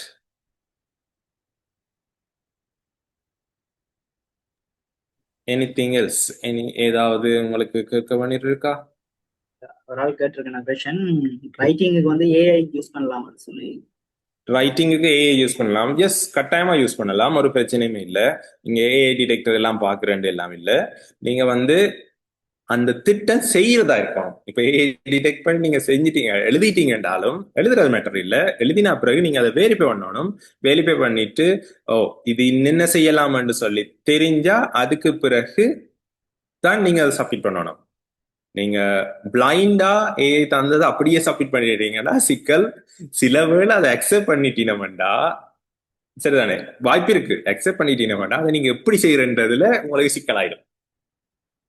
சரி, அப்ப நீங்க எப்பவும் அக்சசிபிளான ஒரு ரிசர்ச் ப்ராஜெக்ட் நீங்க ஜெனரேட் பண்ணி எடுக்காம, நான் என்ன உங்களுக்கு ஐடியா சொல்லுவேன்னு சொன்னா, நீங்க ஒரு ஐடியா வச்சுக்கணும். இப்ப உங்களுக்கு ஒரு ஐடியாவை நீங்க கிரியேட் பண்ணணும்.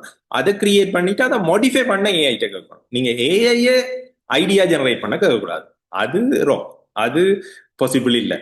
அது எப்பவுமே ஏதோ ஒரு கட்டத்துல பிழைச்சிடும். What yes, please share this meeting video link.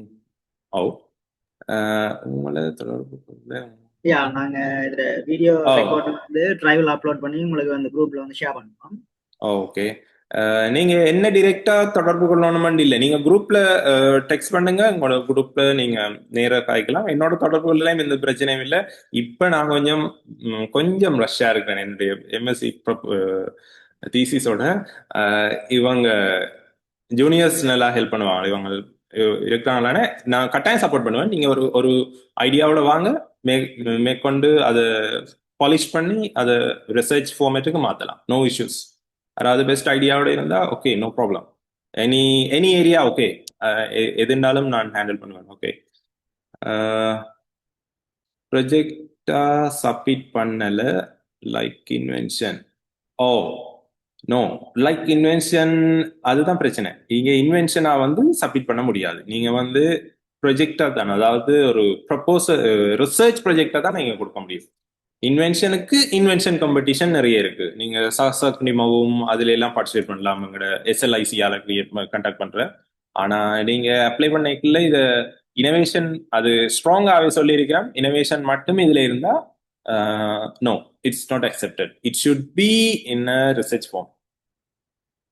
Research ஃபார்மேட்ல இருக்கும். I already make the project, so can you answer me? Yes, நீங்க வந்து இன்வென்ஷன் லைக் இன்வென்ஷன் சொன்னா invention is a good thing. நீங்க அதை செய்யலாம். ஆனா இன்வென்ஷன்ல தொடங்கி, இப்ப உதாரணத்துக்கு லெட்ஸ் சே நான் என்னுடைய இன்வென்ஷனை பற்றி சொல்றேன். நான் ஒரு இன்வென்ஷன் செய்தனால அந்த இன்வென்ஷனுக்குரிய பேட்டன் எடுத்து நான் அதுக்கு பிறகு அதை ரிசர்ச் பேப்பரா பப்ளிஷ் பண்றதுக்கு எனக்கு அதுக்குரிய டேட்டா எடுக்க வேண்டி இருந்துச்சு. அப்ப நான் என்ன செய்ய, அந்த இன்வென்ஷனை பப்ளிக்ல செய்ய வச்சேன். பப்ளிக்ல இன்ட்ரோடியூஸ் பண்ணேன். இன்ட்ரோடியூஸ் பண்ணி பப்ளிக் யூஸ் பண்றதை வச்சுக்கொண்டு அந்த டேட்டாவை எடுத்து அதை வச்சுக்கொண்டு தான் ரிசர்ச் பேப்பரா பப்ளிஷ் பண்ணிக்கிறேன். அப்ப அப்படி நாங்க ஒரு என்னன்னு சொல்ல ப்ரோட்டோடைப்னு சொல்லுவோம். ப்ரோட்டோடைப்னு சொன்னா உங்களோட இன்வென்ஷன் வந்து பாவிக்கக்கூடிய ஒரு பொருளா மாறணும். மாறி அதை வந்து சமூகத்திலேயோ அல்லது உங்களோட பாடசாலை மட்டத்திலேயோ அதை பாவிச்சு அதுக்குரிய தரவுகளை நீங்க எடுத்து அந்த தரவை வந்து முடிவுகளா மாத்துற மாதிரி தான் உங்களோட ரிசர்ச் இருக்கணும். அதுக்குத்தான் நீங்க ஃபண்டிங் இருக்கு. அதுக்குத்தான் இவே ப்ரொமோட் பண்ணணும். அப்படியான திட்டம் தான் ஏற்றுக்கொள்ளப்படும். If I do research about health, what kind of category I must look for this? Oh, health. Tamil தான். Yes, okay. இதுல இருக்கிற எல்லாருமே தமிழ் தானே? என்ன ஓகே, நீங்க நீங்க ஹெல்த்ன்னு சொன்னா ஹெல்த்ல ஒரு சிக்கல் இருக்கு. என்னன்னு சொன்னா எங்களுக்கு ஹெல்த் மினிஸ்ட்ரி வந்து அப்ரூவல் எடுக்கிறது 6 monthsல இம்பாசிபிள். நீங்க அப்ரூவலுக்கு போட்டீங்கன்னாலே உங்களுக்கு வர்றது அநேகமா 3 months லேட்டருக்கு பிறகுதான் உங்களுக்கு வரும். இது பிரச்சனை, நீங்க இது மாத்தி அனுப்பணும் அப்படின்னு சொல்லி. நீங்க ஹெல்த் ரிலேட்டடா செய்யறேன்னு சொன்னா டேட்டா கலெக்ஷன் செய்யலாம். டேட்டா கலெக்ஷன் எப்படி செய்யலாம்னா, உதாரணத்துக்கு டெங்கு நோயாளிகள் இப்ப டெங்கு பெரிய பேசுபட பொருளா இருக்கு. டெங்கு நோயாளிகள் எங்க அதிகளவா இருக்கிறோம்னு சொல்லி நான் ஒரு ஆராய்ச்சி செய்ய போறேன் என்று வெளிக்கிட்டீங்கன்னு சொன்னா, நீங்க உங்களோட இருக்கிற இடத்துல உங்களோட இருக்கிற ஒரு டிஎஸ் டிஎஸ் பிரிவு எடுங்க. அந்த டிஎஸ் பிரிவில் இருக்கிற ஜிஎன் டிவிஷன், கிராம நிலதாரி டிவிஷன்ஸ் எடுங்க.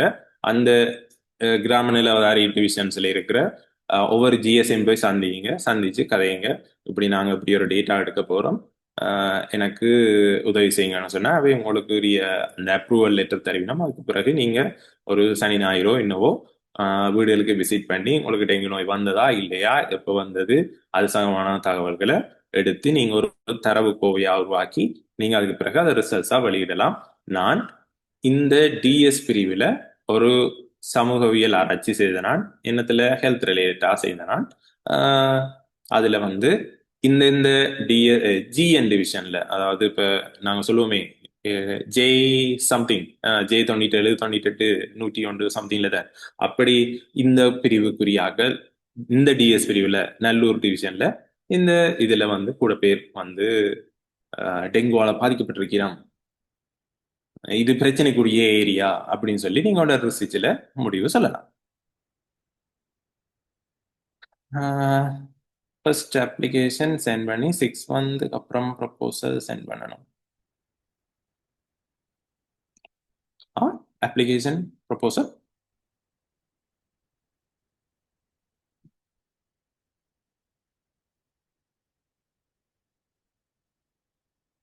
ஃபர்ஸ்ட் வந்து இந்த அப்ளிகேஷன் அக்செப்டட், இந்த அப்ளிகேஷன் அக்செப்டட் என்றால் தான் அதுக்கு அடுத்த ஸ்டெப். அது உங்களுக்கு பீரியட் வந்து இன்னும் அதை எக்ஸாக்டா சொல்லல.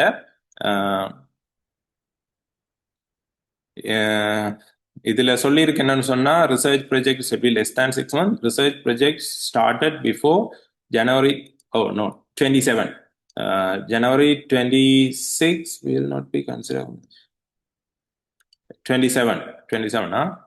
Research project started, oh no, சரி 26, ஜனவரி 26க்கு முன்னம் ஸ்டார்ட் பண்ணது தான் இருக்கு. நீங்க என்ன இதுல என்னன்னு சொன்னா ஐயா என்னன்னு சொன்னா, உங்களோட ப்ரொபோசல் சொல்றது இதுதான், உங்களோட அப்ளிகேஷன் தான் அந்த ப்ரொபோசல். ப்ரொஜெக்ட் ப்ரொபோசல் நீங்க நீங்க கதை கேட்கிறது வந்து நீங்க இதுல கேட்டிருக்கீங்கன்னு சென்ட் பண்ணி 6 மந்த்துக்கு அப்புறம் ப்ரொபோசல் சென்ட் பண்ணணும். நோ நோ நோ நோ இது வந்து நீங்க அனுப்புற அப்ளிகேஷன் வந்து அக்செப்டட்னு சொன்னா நீங்க அதுக்கு பிறகு உங்களோட ரிசர்ச்சை வந்து தொடங்கலாம். ரிசர்ச் வந்து அதுக்குரிய இன்ஸ்ட்ரக்ஷன் அவை தருவினோம். Please send the number contact. Like to share மையா ஓகே நோ ப்ராப்ளம். நான் உங்களை கான்டாக்ட் பண்றேன், no problem. If I do for secondary school என்ன கேக்குறீங்க எனக்கு விளங்க இல்ல. Secondary school means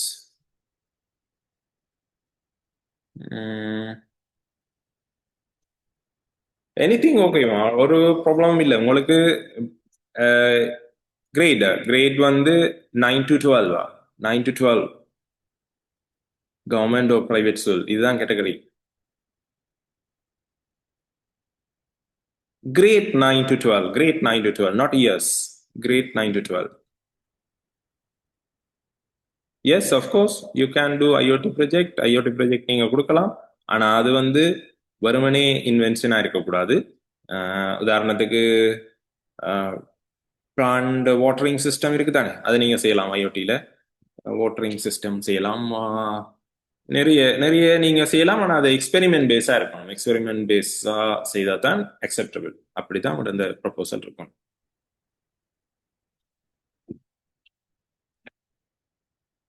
What else? Any question? யாராவது நீங்க கேள்வி கேட்டு நான் ஆன்சர் பண்ணலையேன்னு சொன்னா திருப்பி உங்களோட கொஸ்டினை போஸ்ட் பண்ணுங்க. நான் மிஸ் பண்ணி இருந்தேன்னு சொன்னா, எனக்கு நீங்க ஆன்சர் பண்ணலைன்னு சொன்னா அந்த கொஸ்டினை திருப்பி போஸ்ட் பண்ணுங்க. I will look for it.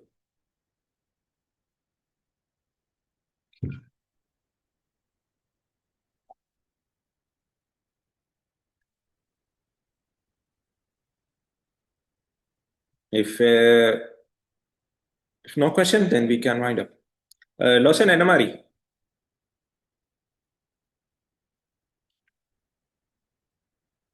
Anna, questions எதுவும் இல்லைன்னு சொன்னா நாங்க இதோட முடிக்கலாம்.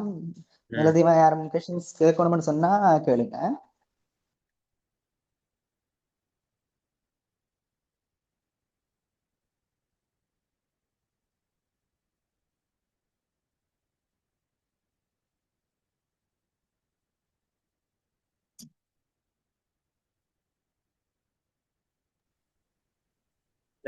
கொஷின் வந்திருக்குன்னா, ம். வெல் நான் recovery equipments மேக் பண்ணலாமான்னு சொல்லலாம். என்னது வெல் ரிகவரி எக்யூப்மெண்ட்? ஓ, நீங்க வெல்னஸ் பத்தி கேக்குறீங்களா? someone ask well recover equipment maybe help wellness. நான் நினைக்கிறேன் வெல் ரிகவரின்றது கிளியர் இல்லாம இருக்கே.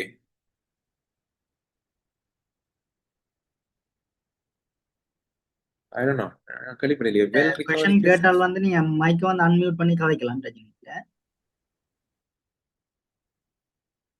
Well recovery like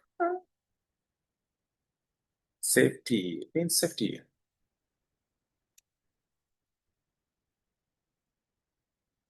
equipment.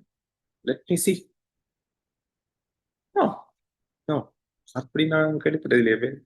Maybe wellness, how to say wellness.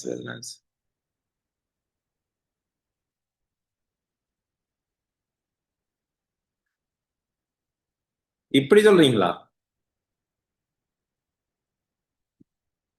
Like we used to say wellness recovery equipment. ஆனா well recovery equipment எனக்கு தெரியல. Wellness equipment I know, அது நாங்க stress release. ஆனா கிணறா சொல்லிடுறாங்களோ தெரியுது. வெல், ஓ கிணறா வெல் ரிகவரி equipment என்ன செய்யலாம் அதுல? அதுக்கு ஓகே, லெட்ஸ் சே நீங்க ஒரு கிணறு எடுப்போமே அப்படி என்று இருந்தா, கோர்ஸ் ரைட், இது மெடிக்கல் சம்பந்தமானது இல்ல தானே? ரைட், மெடிக்கல் சம்பந்தமா இல்ல, எக்ஸசைஸ் சம்பந்தமான இல்லையா? ஓகே, நான் ஐடியா சொல்றேன். இது நீங்க என்ன மாதிரி என்றா, இப்போ உதாரணத்துக்கு ரைட், கிணறு recover, I don't know, okay whatever. நீங்க ஒரு குழாய் கிணறை கிளீன் பண்றதுக்கு ஒரு டிவைஸ் செய்றீங்கன்னா, நீங்க என்ன செய்யணும்? அந்த டிவைஸ் ஒரு இனோவேட்டிவ் ஐடியா, ஓகே. பட் உங்களுக்கு அது ரிசர்ச் பேஸ்டா மாறணும், அது ஒரு ஆராய்ச்சியா மாறணும். என்ன செய்யணும்னா, நீங்க ஒரு ஒரு 10 20 குழாய் கிணறை பிடிக்கணும். குழாய் கிணறு வச்சிருக்கிற வீடுகளுக்கு பிடிக்கணும். பிடிச்சு அந்த வீடுகளுக்கு உங்களோட எக்யூப்மெண்ட்டை கொண்டு போய் நீங்க டெஸ்ட் பண்ணணும். டெஸ்ட் பண்ணி அந்த வீட்டுல நீங்க குழாய் கிணறுக்கு உங்களோட எக்யூப்மெண்ட் போடுறீங்க, ஓகே, அதெல்லாம் கழிவு எல்லாத்தையும் எடுத்துட்டு வருது அப்படின்னு சொன்னா, ரைட், அது இந்த இந்த குழாய் கிணறுல நான் இத்தனை தடவை டெஸ்ட் பண்ணா, இத்தனை தடவை எனக்கு இவ்வளவு அமௌண்ட், உதாரணத்துக்கு மட்டன் வைப்போம், சேர அதை அள்ளி கொண்டு வருது என்று சொன்னா, right, that is your research. புரிஞ்சுதா? Oh sorry, no interaction. I hope you understand. உங்களுக்கு விளங்கி இருக்கும் நம்புறேன். என்ன என்ன எக்யூப்மெண்ட் இருந்தாலும் அதை நீங்க டெஸ்ட் பண்ணணும். டெஸ்ட் பண்ணி அதுக்குரிய டேட்டா எடுக்கணும். அந்த டேட்டாவை ப்ரொடியூஸ் பண்ணணும். ஒரு ரிசல்ட், என்ன கன்க்ளூஷனா, ஒரு ஒரு முடிவா நீங்க அதை கொடுக்கணும்.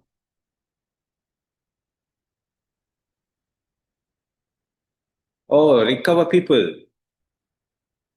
People from where? Recover people from illness? இல்னஸா? உங்களோட ஏதாவது வருத்தங்கள் சம்பந்தமா இருக்கு? உதாரணத்துக்கு லெட்ஸ் சே ஸ்ட்ரோக் ஆட்களுக்கு கை வேலை செய்யாம இருக்கிறதுக்கு இன்ஸ்ட்ருமெண்ட்ஸ் இருக்கு. அது கை என்ன, நாங்க பிசியோதெரபி செய்யறது போல அந்த மெஷின் செய்யும். அப்படியா? யா, ஆஃப்கோர்ஸ் யூ கேன். ஆனா இதுல என்ன சிக்கல்னு சொன்னா, நீங்க ஆற ஆறுனோட அந்த சாம்பிள் ஆறு நீங்க சூஸ் பண்ண போறீங்கன்னு சொன்னா, அதுதான் இங்க இருக்கிற சிக்கல். நீங்க ஸ்ட்ரோக் வந்த பேஷண்ட சந்திக்க போறீங்கன்னு சொன்னா, மிக முக்கியம், உங்களோட எக்யூப்மெண்ட் நேரடியா ஒரு மனிதர்ல பயன்படுத்த முடியாது. இது ஸ்ட்ராங்லி கிரைட்டீரியாவில் இருக்கு. நிச்சயமா நீங்க பயன்படுத்த முடியாது. ஆகவே இந்த ரிசர்ச் இம்பாசிபிள். நீங்க பீப்புளை ஒரு ஒரு இதுல இருந்து ரிகவர் பண்ண போறேன் அதுக்குரிய ஐடியான்னு சொன்னா அது இம்பாசிபிள். அதுக்குரிய ஸ்டெப்ஸ் நீங்க இப்ப செய்ய முடியாது. நீங்க அது மேற்படிப்புகள்லாம் செய்ய முடியும். சரியான கஷ்டம். ஏன்னா நீங்க அதுக்கு நிறைய டாக்குமெண்ட்ஸ் வந்து ப்ரிப்பேர் ஆகணும்னா நிறைய இடத்துல பெர்மிஷனும் கேட்பாங்க. பிளான்ட் யூஸ் பண்றதுக்கே ஆக்சுவலா பெர்மிஷன் எடுக்கணும். ஆனா அது பிளான்ட் எங்களுக்கு பிரச்சனை இல்லை, அது எங்களுக்கு அவ்வளவு இஷ்யூ இல்லைன்றதுக்காண்டி ஓகே. அதுவும் என்ன, ரெட் லிஸ்ட்ல இருக்கிற பிளான்ல கை வச்சீங்கன்னு சொன்னா எங்கட ஐயுசிஎன் இருக்கு தானே, எங்கட என்னன்னு சொல்றது, ஐயுசிஎன்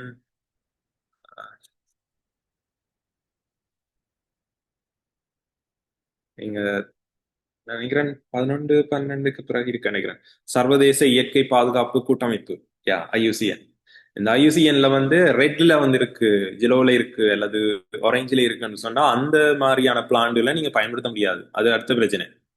ஸோ நாங்க பயிரிடுற தாவரங்களை பயன்படுத்தி செய்யற ஆராய்ச்சி பெஸ்ட், ஈஸி ஆக்சுவலி. அது வந்து உங்களுக்கு சுகமா இருக்கு.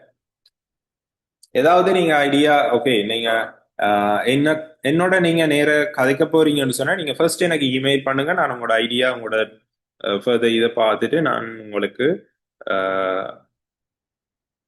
உங்களுக்கு ஃபர்தரா என்னோட பர்சனல் கண்டாக்ட் தரேன். என்னன்னு சொன்னா எனக்கும் நானும் ரஷ், எல்லாரும் என்னோட தொடர்பு கொண்டீங்கன்னா கதைக்கிறது கஷ்டம். நீங்க சிறலமையத்துக்கு நேர இந்த இந்த பர்டிகுலர் குரூப்ல சேரலாம். சேர்ந்துட்டு அதுக்கு பிறகு ஓகே என்னட்ட அப்படி ஐடியா இருக்கு, நான் இது எல்லாருக்கும் முன்னால சொல்ல இயலாது, எனக்கு இதுக்குரிய ஒரு பெஸ்ட் பர்சனை தாங்க, நான் இது சம்பந்தமா கைக்கப்படுறேன். உங்களோட ஐடியாவை நீங்க சொல்ல தேவையில்லை. நீங்க என்ன ஐடியா எந்த துறை என்றதை சொன்னீங்கன்னாலும் ஓகே, இது ரிலேட்டட் ஆனது என்று சொன்னா சரி. இந்த மெயில் நான் இதுல ஷேர் பண்றேன். நீங்க எனக்கு ஒரு சிம்பிள் மெயில ரைட் பண்ணி விடுங்க, நான் பார்ப்பேன். மெயில்னா நான் உடனே பார்ப்பேன்.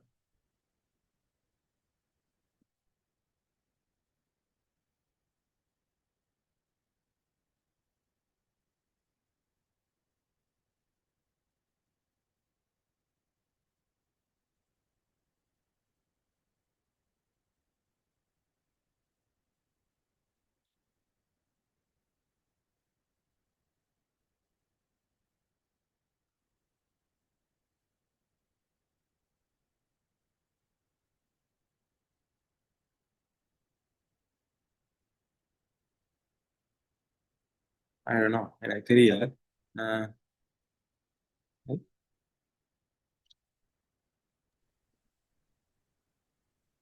இந்த மெயில எனக்கு அனுப்புங்கன்னா நான் குரூப்ல போட்டு வரணும். Okay okay okay. ஆனா அதுல இந்த chatல வந்து அந்த கொஷனுக்கு வந்து திருப்பி ஆன்சர் இது போட்டிருக்காங்க. கேள்வி என்னன்னா, ஏதாவது உயிரினம் வந்து கிணத்துக்குள்ள விழுமென்னு சொன்னா அதை தூக்கி எடுக்கிறதுக்குரிய ஓ, கொடி கொடி கொடி கொடி. Okay okay right. இதுக்கு நீங்க செய்யலாம், அது பிரச்சனை இல்லை, அது கேஸ் இல்லை. நீங்க ஆனா அதுக்காண்டி பூனையை கொண்டே உள்ள போட்டு செய்யறீல்ல. நீங்க என்ன செய்யணும் வேண்டா, அதுக்கான மாதிரியே போடணும். உதாரணத்துக்கு நீங்க என்ன மாதிரி விலங்கு யோசிக்கிறீங்க, இப்போ ஒரு பூனைக்குட்டி என்ன, பூனைக்குட்டியோ மேல்குட்டியோ வாட் எவர் திங்ஸ் உள்ளுக்க போடுறீங்கன்னு சொன்னா அதுக்குரிய ஒரு மாதிரி ஒன்றை செய்யுங்க. பூனைக்குட்டியே மாறி இருக்கிற மாதிரி ஒரு மரத்திலேயோ அல்லது பிளாஸ்டிக்லயோ ஒன்றை செய்யுங்க. அந்த வெயிட்டுக்கு அது உள்ளுக்க போய் விழக்கூடிய மாதிரி இருக்கணும். உள்ளுக்க விழட்டும், தூக்குறோம். உங்களோட இன்ஸ்ட்ருமெண்ட்டை பயன்படுத்தி தூக்குறோம்.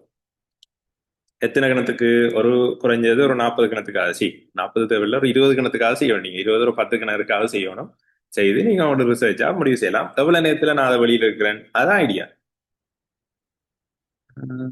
HARSHNDRIK@joining.jfn.ac.lk. Okay right. இது என்னுடைய அஃபிஷியல் இமெயில் அட்ரஸ். நீங்க இதுக்கு அனுப்பலாம், பிரச்சனை இல்லை, நான் பார்ப்பேன். பார்த்துட்டு உங்களுக்கு சேம் டே அல்லது அண்டை அடுத்த நாள் செகண்ட் டே உங்களுக்கு ஏதாவது ஒரு ரிப்ளை கட்டாயம் செய்யணும். No problem. ஓகே. நான் இப்ப இதோட வந்து நாங்க கேள்விகளுக்கு ஆன்சர் பண்ணிட்டு நினைக்கிறேன். அப்படி மேல கேள்வி இருந்தா குரூப்ல கேட்கணும், நான் உங்களோட ஷேர் பண்றேன். Okay okay okay.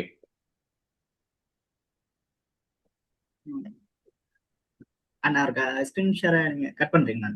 S S, அவர் டன் டன்.